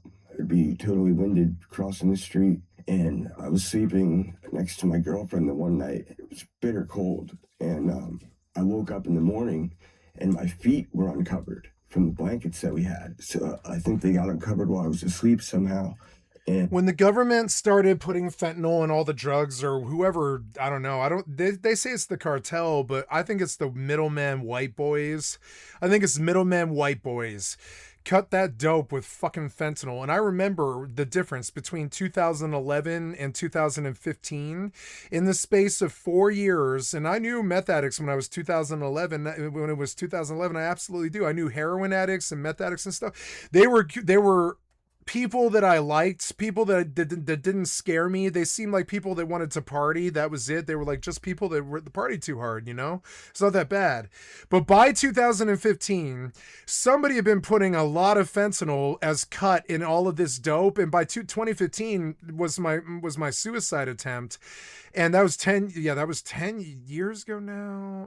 No, even longer than that. That was like 5 years before that. It, like in 2010, I attempted suicide. And the reason that I did so was because they were cutting all the dope. They cut all the dope all the time. They cut the dope all the time. I remember what brought it around to me writing the letter and going and doing it. I wrote a letter in blood with my finger. It was cheesy, but I was like, well, if I'm going to leave, go out with style or whatever. I wrote a letter in blood on my finger, and I listed all with my finger. Sorry, it was a red marker. I think it was a red marker. I don't think I did it with blood, but it looked like blood because I wrote it with a red marker. It was crazy. I don't remember a lot about that. I don't remember a lot about this, but I think it was a red marker. Yeah, something. And I ate like 200 pills and I left, and I listed all the reasons, you know, I like listed all the reasons why I would leave. I was like, my girlfriend, not girlfriend, but the girl that my best friend that I love has moved out to California, and I'm not going to speak to her for years. My other friends are living out there now. My inner circle, they just dealt with the death of their father, both my best friend and his sister. They're like holed up in their house with my other friend, Jed, for years. For 4 years, they were just holed up in a house mourning the death of their father, which was just crazy. And it was like that. I listed all of these reasons the day I attempted suicide on a note. I was like, well, my not girlfriend, but the love of my life left for California. I asked her to marry me. She said no and cited that she couldn't stop doing drugs or sleeping around. And I was like, at least you're honest. I was actually okay with it. When she said no, she was like, I'm not saying no because I don't want to say yes. She was like, I would say yes, but the problem is I know I'm going to cheat on you, and I know I like drugs, and I know I'm I'm too young and I know I'm not going to stop. And I was like, that's okay. The honest answer actually was okay. I'm sorry to put you under pressure. I told her, I was like, I'm sorry I put you on the spot there. I told her, I was like, I'm sorry. This is what I expected, but I still have to take the swing. I needed to let her know how I felt after 10 years or whatever. And, and I moved on, but it was weird. I just listed all of these things. I was like, so her best friend is now my best friend because she left her best friend behind, my friend A, who's one of my oldest friends who I've known since I was like 13 years old and stuff. And she is one of the most beautiful blondes I've ever met. And when she was young, she was the most beautiful girl in Colorado. And when my friend B left for California, my friend A was left with me to do meth and fill the hole. And so we did. My friend A moved into my house. I never did have sex with A. I've never had sex with A. She lived in my house for years and stuff, but it wasn't like that because she was the love of my life's best friend. I couldn't do it. I was like, I'm sorry. I was so attracted to her, but it was also really weird. It was weird. It was like something about it. She knew who I was in love with and it wasn't her. So we just never had our moment, but there was times when I was like, I would go over to A's house, just to hang out because I was like, you and I make a lot of sense too. You like meth, I like meth or whatever, but we were really bad for each other, I think, actually. It's kind of weird. And, but so, and then she wasn't the only one. So my friend B left for the West Coast and she left A and, J, her two best friends. So they just connected to me and I became the leader of the group. And when I became the leader of the group, we realized that all three of us like doing meth. So then we just did that for a while. And Jay lived in my house. A lived in my house. There was like a never ending stream of meth girls living out of my house for a while. Just because they were like my best friends. I've been judged by everybody for that. I've been judged for my meth use. I've been judged for my mother will sit and lecture me about my friends A and J and how they lived in my house and mooched off us for years and years. But it was like, no, I was doing protection of my community. When B left, these girls were cast adrift. It was like their mother and their sister was gone. I think they would agree with me, even to this day. I know A and J would agree with me. Like when B left, it was like that for me too. When B left us, it was like, you're like my mother, my sister, my girlfriend, and my best friend. That you ever had that before? That's what B was to me, and that's what it was for those girls too. And when B left for California, just left all of her friends. She left us cast adrift in Denver by ourselves. It was insane. I'm not blaming her. Like she did something bad. It was our response to it. Our response to it was bad. Like our best friend, our sister, our girlfriend, our love, our reason to live. She just left, and it was weird. It was like all three of us were vicariously loving her. We love that girl. I still love her to death. If I saw her, I would tell her to her face. Like I still love that girl and I love all of her best friends too. They're all of my best friends. We've lived with each other for years and years and years. I'm used to living with girls, not because I didn't try to fuck them. I was sexually attracted to all of them, but I didn't land any of these three girls because they knew that I was in love with B, which made me untouchable. It's fucking annoying, but it made me untouchable. So I went after her friends, but then I learned years later that no, none of them were going to cross B by sleeping with me. And I wasn't going to do it to B either. If I slept with either of those girls, I never ever would have been with B. You understand? So it was weird. It was like this thing about eligibility. I'm still eligible for B if I were to chase her down, but I'm not a psycho. But I'm still eligible for B because I never did fuck up the friendships. I never did anything but support all of those people. I am a Waldorf like her.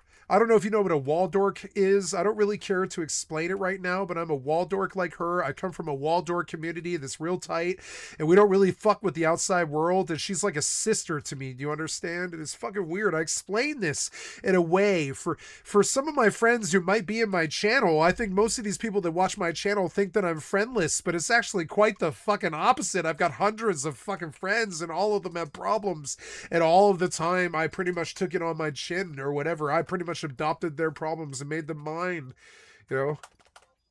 I love these people. I miss them so dearly. I miss Denver very, very badly. It was like leaving the land of my birth, because it was like leaving the land of my birth for places that I built for 25 fucking years. I drank fucking Voodoo Ranger because it's made in Colorado. You understand? It's like my piece of home. But I mean, like, I can't ever go back there. Drugs and money and piece of shit fascists and cops and fuckers and judges and shit fucked everything and everyone, and the landlords were the worst of the whole bit. Landlords fucked everybody that I know. None of them live there anymore. Like, my best friends, they were all given houses by their parents, so they're allowed to stay in Colorado. Everybody who wasn't given a fucking house by their parents and some kind of money to upkeep that house, they are not in Denver, and they are not in Denver anymore. You understand? None of my friends. All of them went to Cali or Washington or fucking Oregon, New York, fucking like Virginia, Texas, anywhere but fucking Denver, because the rent was $2,000 a month by the time I got to be 27 years old. What are you going to do? That's 24 grand a year on just rent. What are you going to, I mean, are you going to buy food after that? Probably not. I mean, I didn't. I definitely buy drugs, hustle, get drugs however the fuck I can, because the oppression has been so bad for so long. All my friends are hurt by the cold. I don't like talking about this, but like, you know, maybe the loss of this guy's legs is shocking to you, but I'm like, man, he got off easy. And the next night we stayed in the shop. Try losing 5 or 10 friends. And I didn't really know. Try running from the fucking pigs. Try watching all of your friends' dreams destroyed by oligarchs and fucking landlords and shit like this. Try to watch them mortgage their houses to try to finance a dream that gets shut down by a pig fucker city council. Watch your fucking friends fucking fry. Watch your friends fucking die. Like anything but this. And the loss of his legs, that might be shocking to you. It's not shocking to me. Notice anything, you know, the day after, but I know so many people like this. I tried to put them back on in the morning. They wouldn't fit in my shoes, so they'd like ballooned overnight from the frostbite damage. I didn't even realize I had it yet. But when I tried to stand up, I really couldn't. We got on a bus to leave, and they were taking us back to a train stop. It took me 2 hours. Yeah. He's got his little horror story. I'm going to tell mine because this is my stream, right? So it had been, it had been 2.5 years, 3 years, something like that. 2.5, 3 years since I'd done a hard drug, and I was up in the Denver mental health facility, David's Place, which is like a place for people facing like long sentences in the prison system, people facing mental health issues, and it is like an inpatient mental health facility meant to get people who are facing long jail sentences sober so that they can actually face their court date.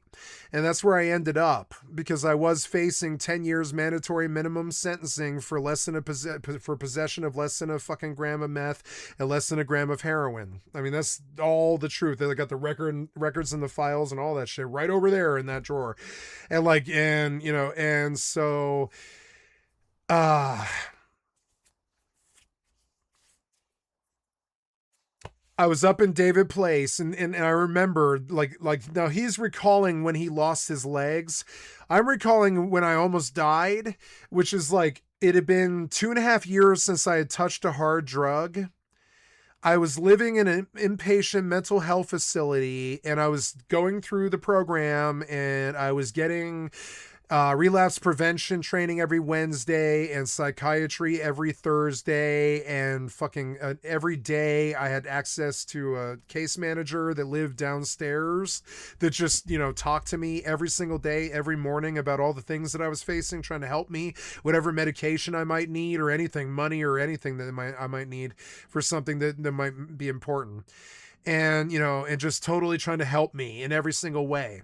And I woke up and I had a boner, and I was drowning in my bile. And I don't know if you know what drowning in bile feels like, but it's like I woke up and I wasn't able to swallow because I was drowning in my own bile. And the bile was melting my throat and my esophagus and my stomach. And I take medication called omeprazole ever since then, because the bile in my stomach, after dealing with being hurt by the cold and all the stress and the problems on the streets and stuff, would literally melt my stomach, my throat, my mouth, my tongue. It was just like this acid. I was like producing my own acid in my belly, like a fucking like a whelpling. And it was just weird. It was just weird. And I woke up with this boner. And I had the boner from 9:30 or when I was 8:30 in the morning, something like that. 8:30 in the morning until 4:30 in the afternoon. I had the most raging hard boner I'd ever had in my whole fucking life. And I was like, what the fuck is going on? It's not drugs. I've been sober for 2.5 years. It's not alcohol. It's not anything. It's like something's going on with my health, and I really don't know what it is. And the boner wouldn't stop. It was 6 hours of a boner. And then I went to bed, and I woke up, and I still had the boner, and I was drowning in bile. And so then I just called a cab at that point, and I suffered through drowning in my bile in a taxi cab from the mental health facility, because I didn't want to call an ambulance because I didn't have any money and I was scared and I didn't know about my insurance or whatever. So I just was like, all right, call a cab, have them take me to Denver General or whatever. And come to find out, they were like, well, we figured out as you that you, after you had an endless boner, we've got to chop you. They came back and they're like, we've got to chop you. And you've got a diagnosis of celiac disease. And you've been eating lots of bread and food at the mental health facility, which was trying to help me. They were trying to help me. This isn't their fault. They're wonderful people. But I've been eating basically bread-based foods like burgers and fried chicken and, sandwiches and bread-based foods, lots of wheat and stuff, and all the stuff that I was eating at that place that I was living at. I didn't know I had a celiac disease diagnosis. I didn't know. So they were like, yes, if you had continued on, you probably would have been dead within a day. You would have drowned in your own bile, because no matter what, you're going to be continuing to produce way too much acid in your fucking gut for your system to handle. And they were like, we've got drugs that'll stop this. It's just acute, what's it called? A heartburn. It's acute heartburn. They're like, it's actually not that bad of a problem. They're like, we've got drugs that really did cure this. And they're right. They did. They put me on omeprazole, and every single day for the last 5 years, I take omeprazole and shit. But waking up with the endless boner and drowning in my own bile, to the point where I was calling an ambulance and shit. I mean, I called the taxi cab and I drowned in my bile in the taxi cab, but it was the same thing, really. I called the taxi. I got to the point where I got on the phone and I was like, I've got to call either an ambulance or a taxi cab. And I don't think I need an ambulance because I'm not dying right now, but I'm dying soon. And so I went in and I was like, I'm going to die soon, I think, because I wake up every single day drowning in my own bile, and I don't know what the problem is. And they were like, we don't know what the problem is either. And so they took me in and they were like, okay, well, the first thing is you've got to get a male circumcision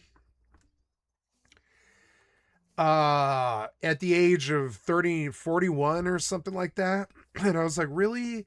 And they were like, yeah, they were like, you've gained a lot of weight recently, and if we don't take the tourniquet that is the tight skin around your penis off, it's going to choke you to death. And that's how they said it. They were like, if we don't take the skin off of your penis, it's going to choke you to death and constrict you from being able to breathe or have blood flow in your body. And so they were like, we're going to cut you. And we're also coming back with an allergen test. And when they came back with the allergen test, they were like, yeah, we're right. The allergen test was actually spot on. We were actually really surprised. That's what the doctor said. They were like, this is what we should have done, but it did yield the result that we needed. When we ran the allergen test, we detected that now, you might not have been earlier when you were younger, but now you are extremely allergic to wheat. And I was like, wheat? And they're like, yeah, they call this a gluten allergy. It's celiac disease. And so then they were like, take these pills. And they're like, show up on Thursday. We're going to chop you. And I was like, really? And they're like, yeah, just don't get a boner. That's what they told me. They were like, don't get a boner for like a couple of days. Just don't think about sex. Don't watch porn, nothing. They were like, don't get a boner for a couple of days. And we're squeezing you in for a surgeon on Thursday at Kaiser. And I was like, okay, and that's, I did what they told me to do, and then they chopped me. They gave me a fucking circumcision at the age of 41 because I gained all that weight.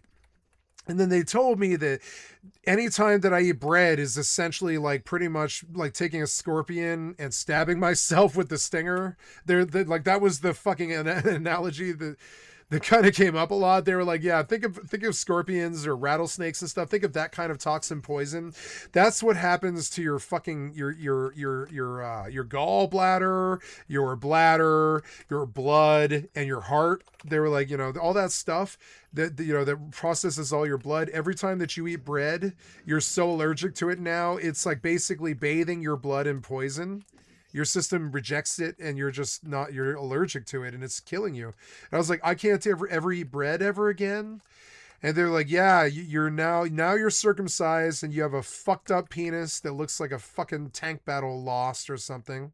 I think probably trans people can relate to it or whatever.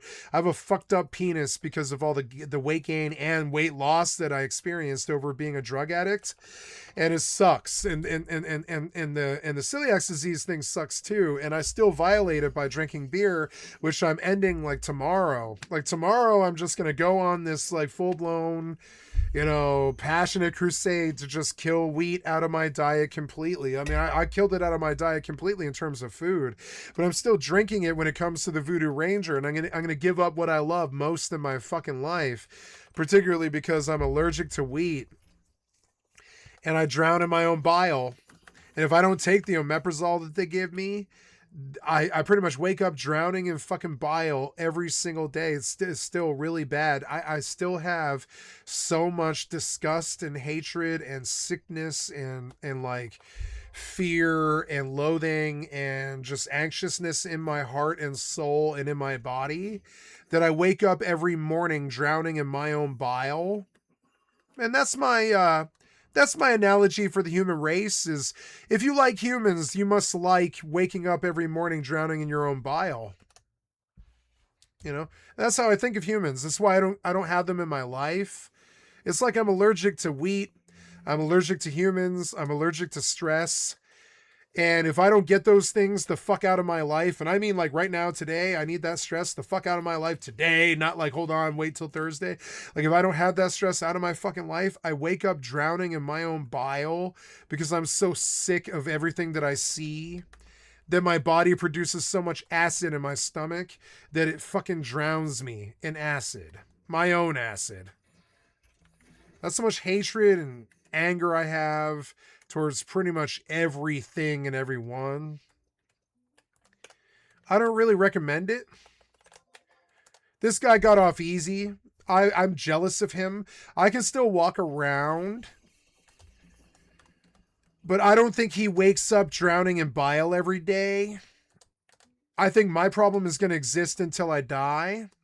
So is his, But I'm envious of him because I feel like you can put on some prosthetics and still run around pretty well with some rubber band legs and stuff. Not rubber band, but those bendy twig legs.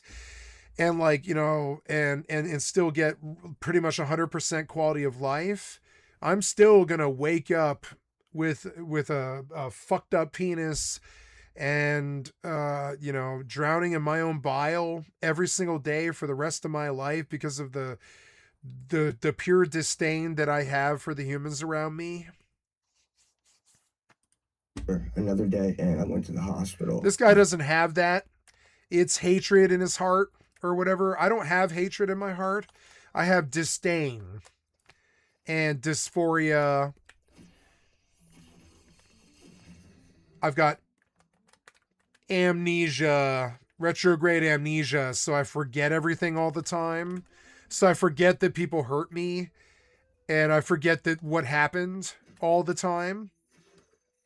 Like Memento, my life is kind of like Memento. It's brain damage, pretty bad, and even admitting it is really toxic to me, and I can feel the bile building in my stomach. I've never had an ulcer, which I don't really understand, but I do drown in my own bile. Does that make sense?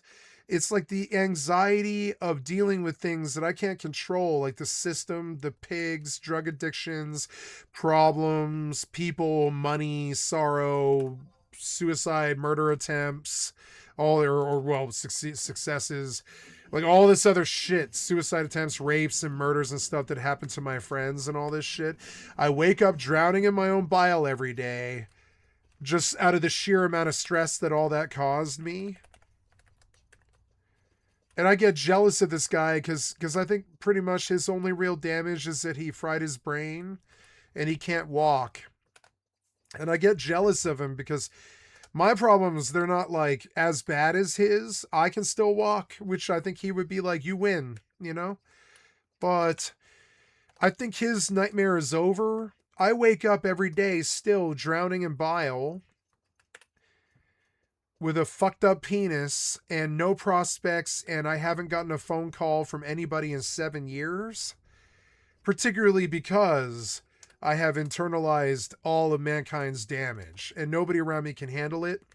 People tell me all the time they don't like me when I'm drunk, they don't like me when I'm high, they don't like me or whatever. And I'm like, oh yeah, I'm sure. I like me, particularly because I've never done anything that bad to anybody. But like, you know, I've helped a lot of people. I know that. But I don't think most people like me because I'm just purely honest about the damage that all of the humans around me do to me on the daily. I don't think this guy's honest about that. I don't think he's honest about it.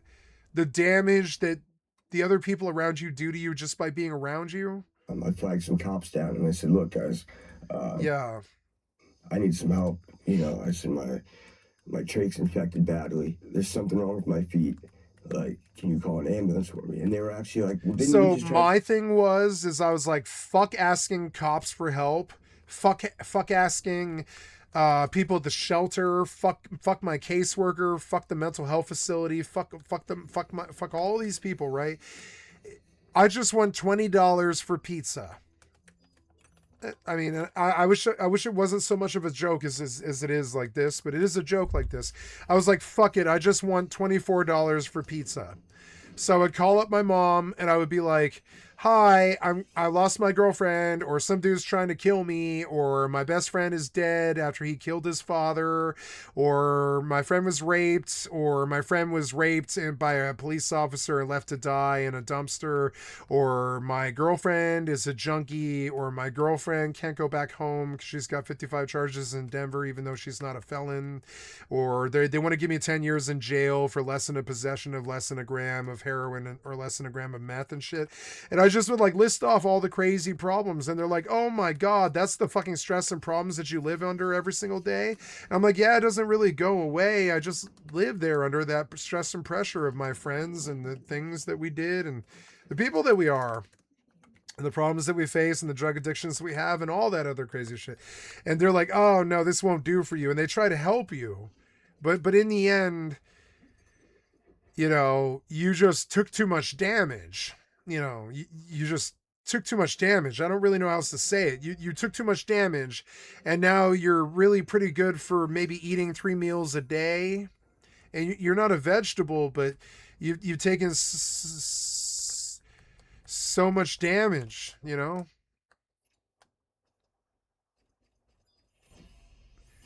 Girlfriends cheated. Friends killed their father and then themselves a second later. Junkie girlfriends. Tweaker girlfriends. Living in a garage with a poop bucket. Poverty. Getting busted over and over and over again for no reason. All the other problems and everything. And you just sort of, after a while, you're just like, well, I'm drowning in my bile. Can't stand humans or the human race. I'm going to continue to live because I've always been stronger than them. But it doesn't really matter what I do, you know, whether I work or I play or, you know, try to go get something or be something or make music or sing or anything. It doesn't really matter what you do. The damage was done. They get you into the hospital and you didn't want to go. And I'm like, look. I didn't want to go. I didn't want to go. When they asked me what was wrong, I said, I'm fine if you buy me a pizza. And this is the, you know, it took me a while to get around to the fucking butt of the joke, which is me. Every time I begged for a pizza, I was poisoning myself. I'm allergic to wheat. You know what the worst wheat in the world is? Pizza. It's like a big discus of fucking wheat. And so every single time I was depressed over that whole 13-year period, I would call up my mother and I would be like, a pizza will fix all this. I'm starving to death. I want a pizza from Papa John's. Little did I know that the pizza that I begged her for, that I was like, I don't tell her about the problems. I don't tell her about the junkie girlfriends. I don't tell her about my friend Jan, who shot his father and then himself a second in the head, had both his father in the head and then himself in the head a second later. Or, you know, my ex-M and her falling down to the streets and her many charges and heroin addiction. Or all of my friends that were left to the cold when B left Colorado. And like, you know, and all of like, you know, us losing the apartment when our landlord sold, my best friend having to move out of his hoarder apartment, all of the stuff that happened, all the stuff that happened to us. You know, it killed me. You know, it killed me. I'm not really good for anything except for, I would say, drinking, getting high and waiting to die. It killed me. It's unfortunate. It killed this guy, but he's still got a lot more to look forward to. I still see hope in his eyes. I've got bile in my eyes. Yeah. I can feel it affect my eyes. The literal toxicity in my blood after dealing with human beings as long as I did. Doesn't matter. Like, I'm asking you. I've got bile in my eye ducts. The one cop, he shined his flashlight at my neck, and he was like, "Oh my God!" He said, "That's bad." He said, "I'm calling, man." You know, he told us. It affects my vision all the time. My eye doctor, he had me come in 4 times this year or whatever it was because he was terrified it was glaucoma. I don't have the heart to tell him that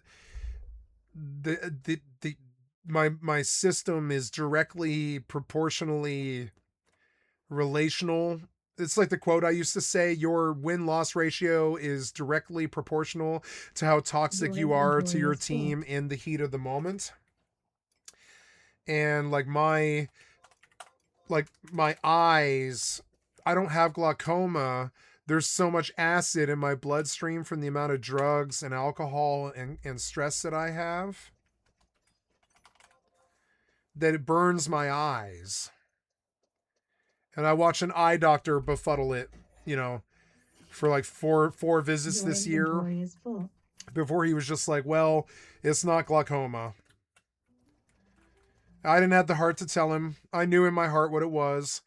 The acid in my system from dealing with the human race is backing up so goddamn badly from stream snipers and fucking shitheads and problems and Republicans and sorrow. Death of my stepfather, death of Jan, death of all these fucking problems and people, rapists affecting my friends and stuff like this. It's fucking fucked up. And like, I don't know.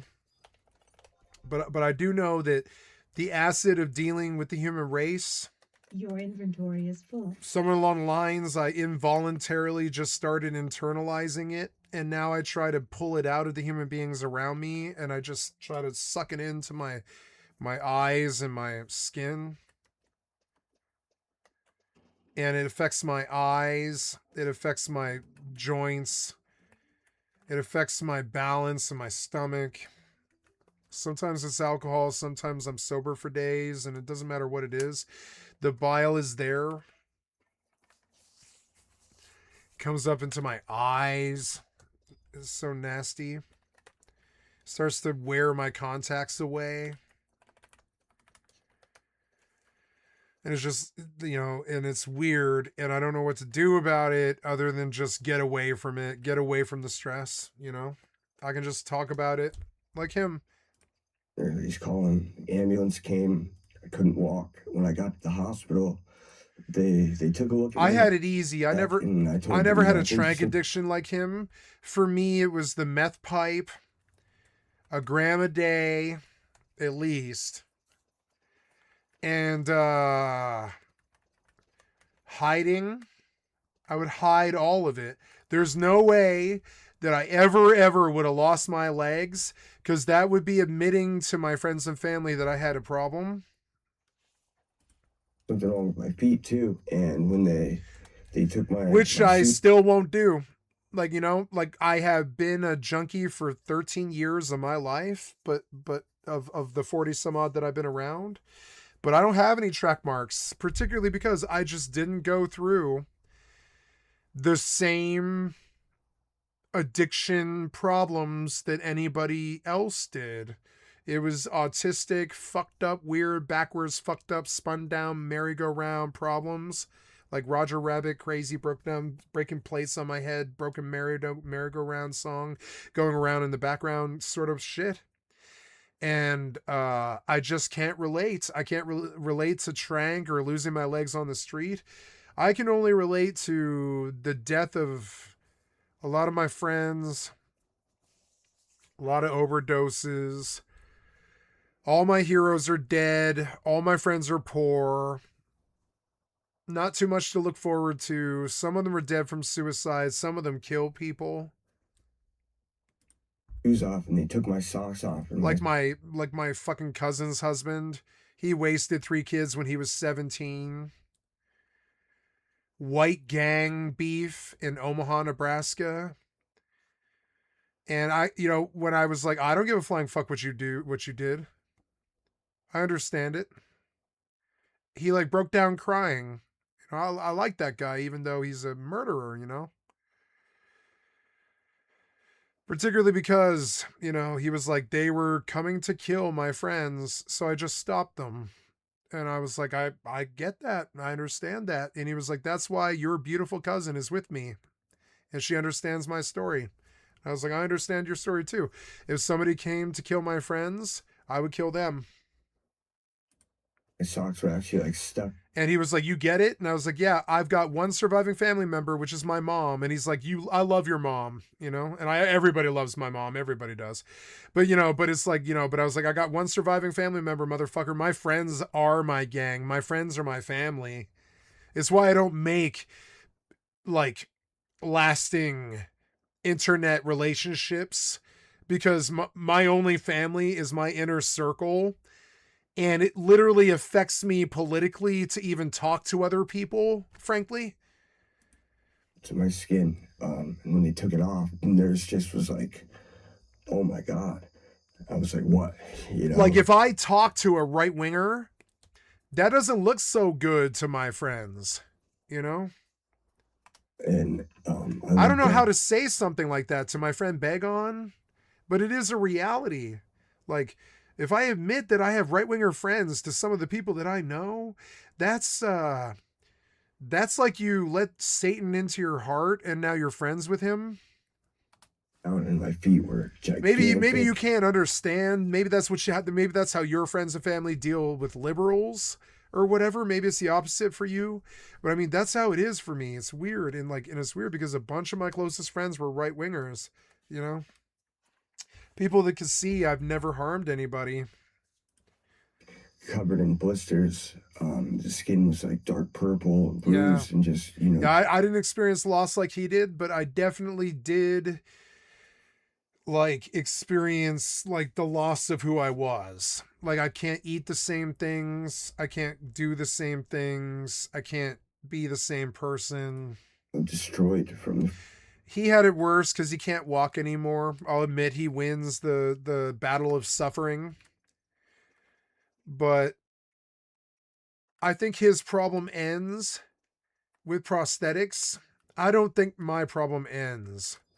I think it's 35 years of being a serf, betrayal by the system, death of the government, death of my friends, imprisonment of my friends, like, you know, death of all my heroes, suicide, overdose.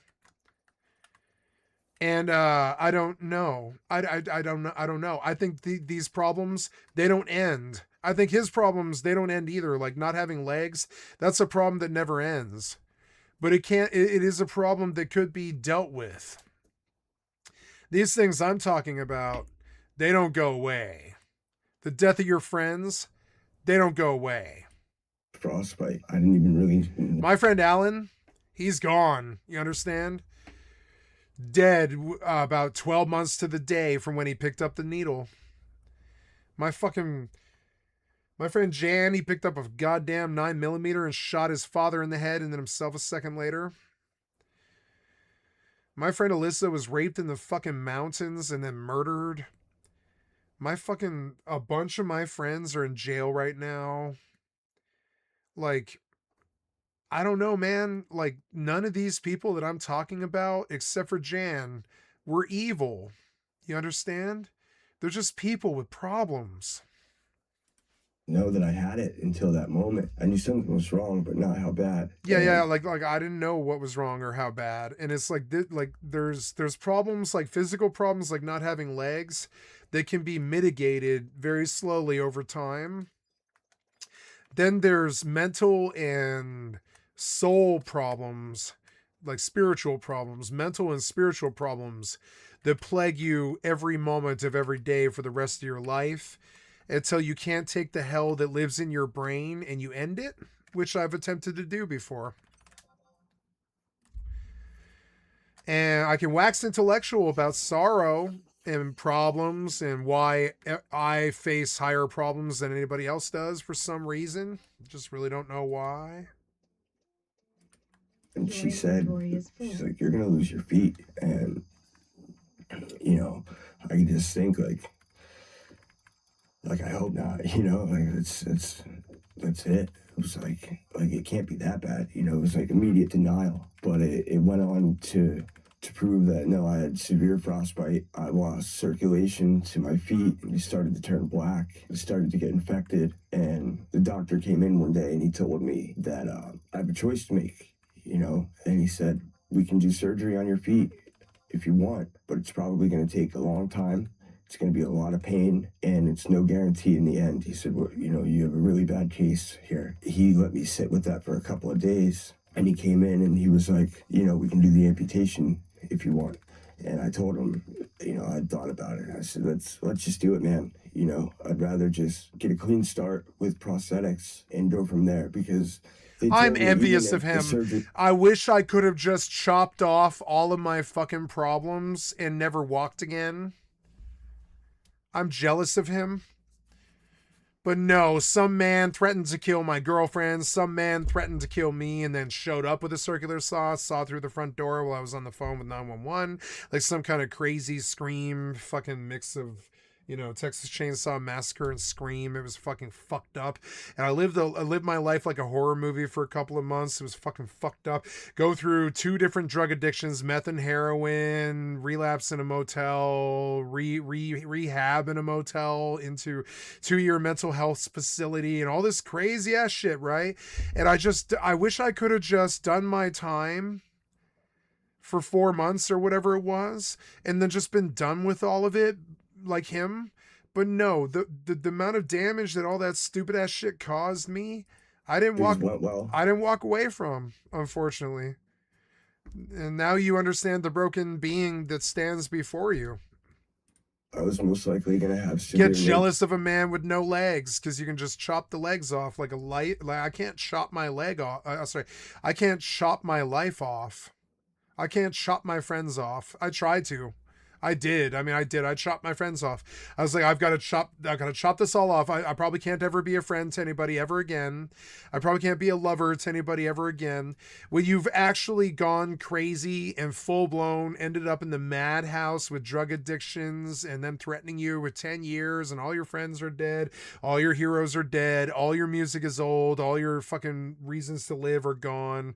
And it's just like, except for your mother or whatever, it's just, okay, damn, I would have traded my legs for all of that to go away. I would love to just trade my legs for all of that to go away for a trank addiction. I would absolutely take a trank addiction and the loss of my legs if it meant that the damage would go away, but I don't think the damage will go away. I wish. I don't know where my backup guitarist is. Is he dead? I don't know where my ex-girlfriend is. Is she dead? I don't know what's happening with my friend Jed. I don't know. I don't know what's happening with Seng Quick. I really don't know. I've only spoken to him twice in the last 7 years. That's my best friend. You understand? I really don't know what's going on. Like something happened where it was like I just faced too much darkness all at once. And you get lost in the shadow and you can't come back again. damage. I might have. And I get jealous of him because I'm like, oh, all you had to do was get sober and chop off your gangrene legs and you were rid of that life. I'm still not rid of it. I would drink myself to death every day if I could afford it. I'm dead feet, so like no. And I get jealous of physical problems like losing your legs. And that's how you fucking know. That's how you know that I'm like fucked and gone. Feeling in them. I didn't. Train wreck. Want that either. It's almost as bad as not having them. So I'm actually in the process of getting prosthetics now. I took a couple of steps. See, he's hopeful for the future in prosthetics and stuff.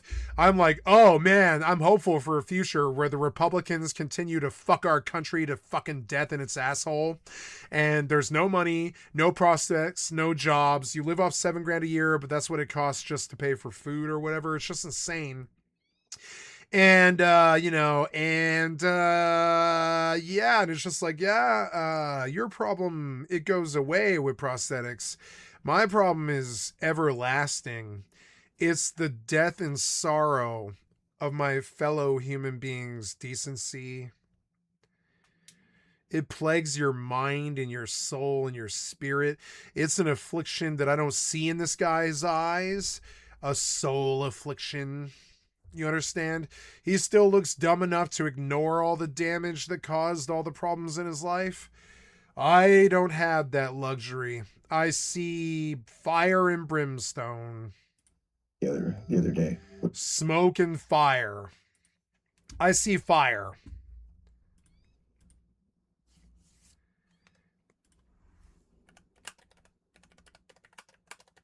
I see a dead mountain town like Lord of the Rings, The Hobbit. Denver.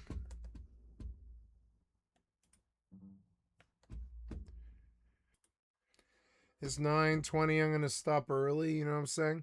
I don't need to stop early, but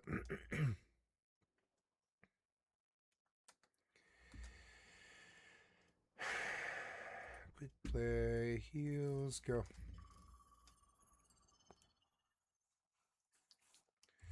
So, it's 9:20, yeah. I'll probably cook something around 11 or something like that. And then, yeah, it's fun to go all the way through a case of beer. It's pretty fun, actually. I really like doing that. I really like drinking my way through a case of beer. It's something that I actually really like doing as an American. I'll drink my way through a case of beer. And it's like a fucking, it's like an album or something. It's insane. Yeah,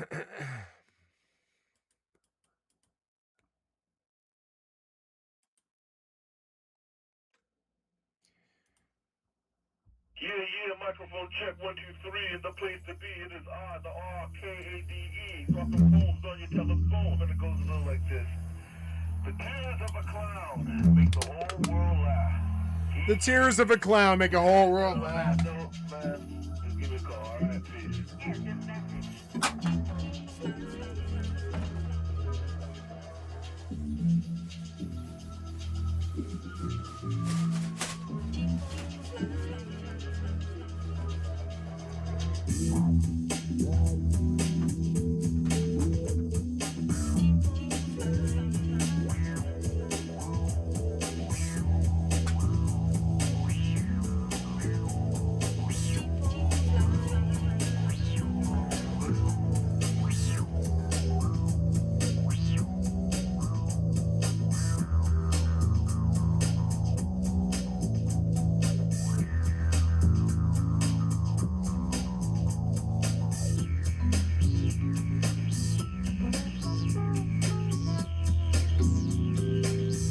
I love my Golden Mercy. She's so good. She speaks of wind. Look at her fucking golden wings. She's so much better than you.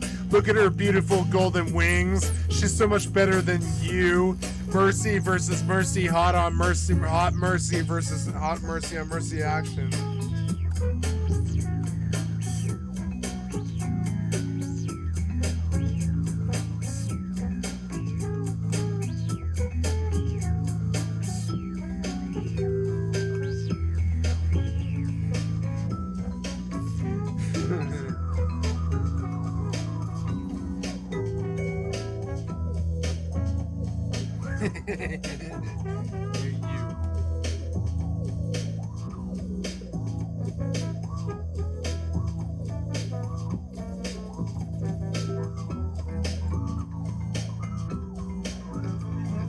Where?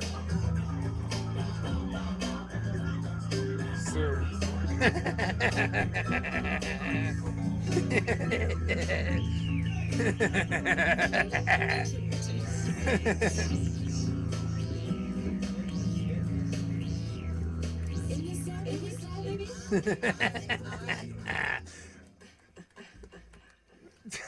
Mercy on Mercy Action. This is my special moment to shine in the spotlight. A pretty young thing right here to rock the mic.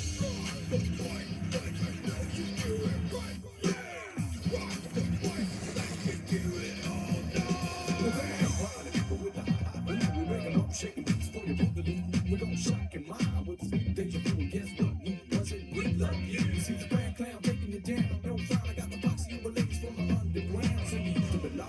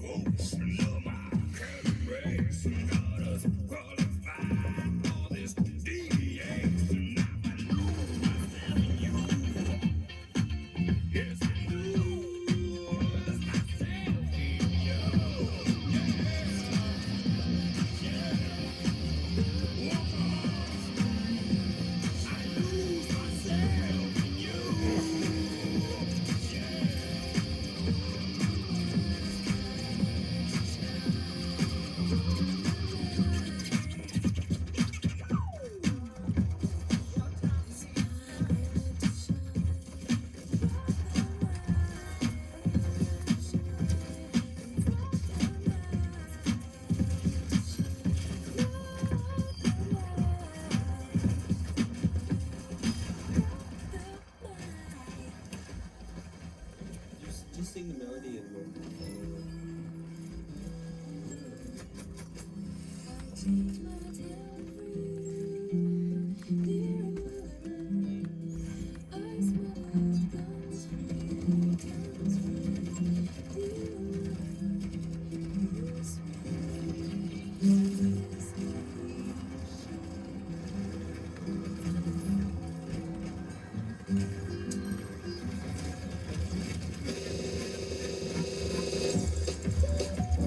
Ooh-wee, that's nice.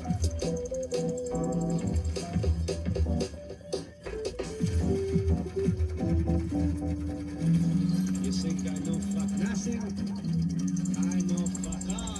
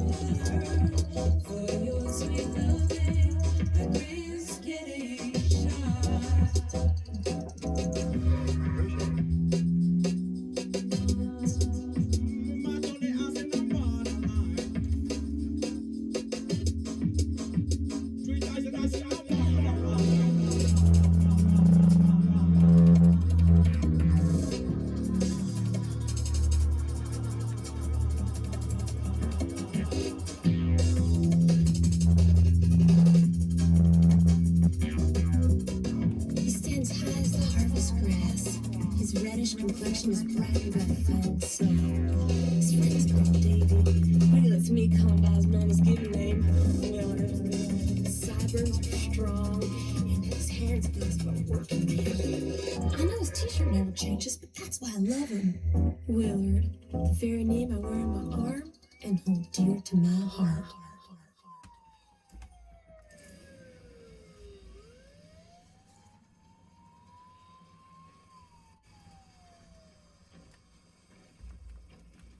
Oh, look at all this company coming around tonight. Look at all this company Even coming Catherine around O'Hara's now. come by to say hello. You really want to know? Well, I'll tell you. I'll have to pour myself another little moonshine. Okay, now I'm gonna pause. I'm sorry, I had to unpause to get away from the DMCA. As it is, it's gonna block me. It's gonna block like an hour of my video, but that's okay. I don't really mean to do that.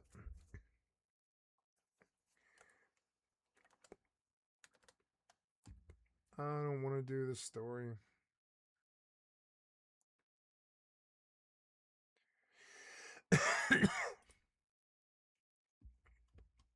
Ooh, 2 hours and 26 minutes left. It took me forever.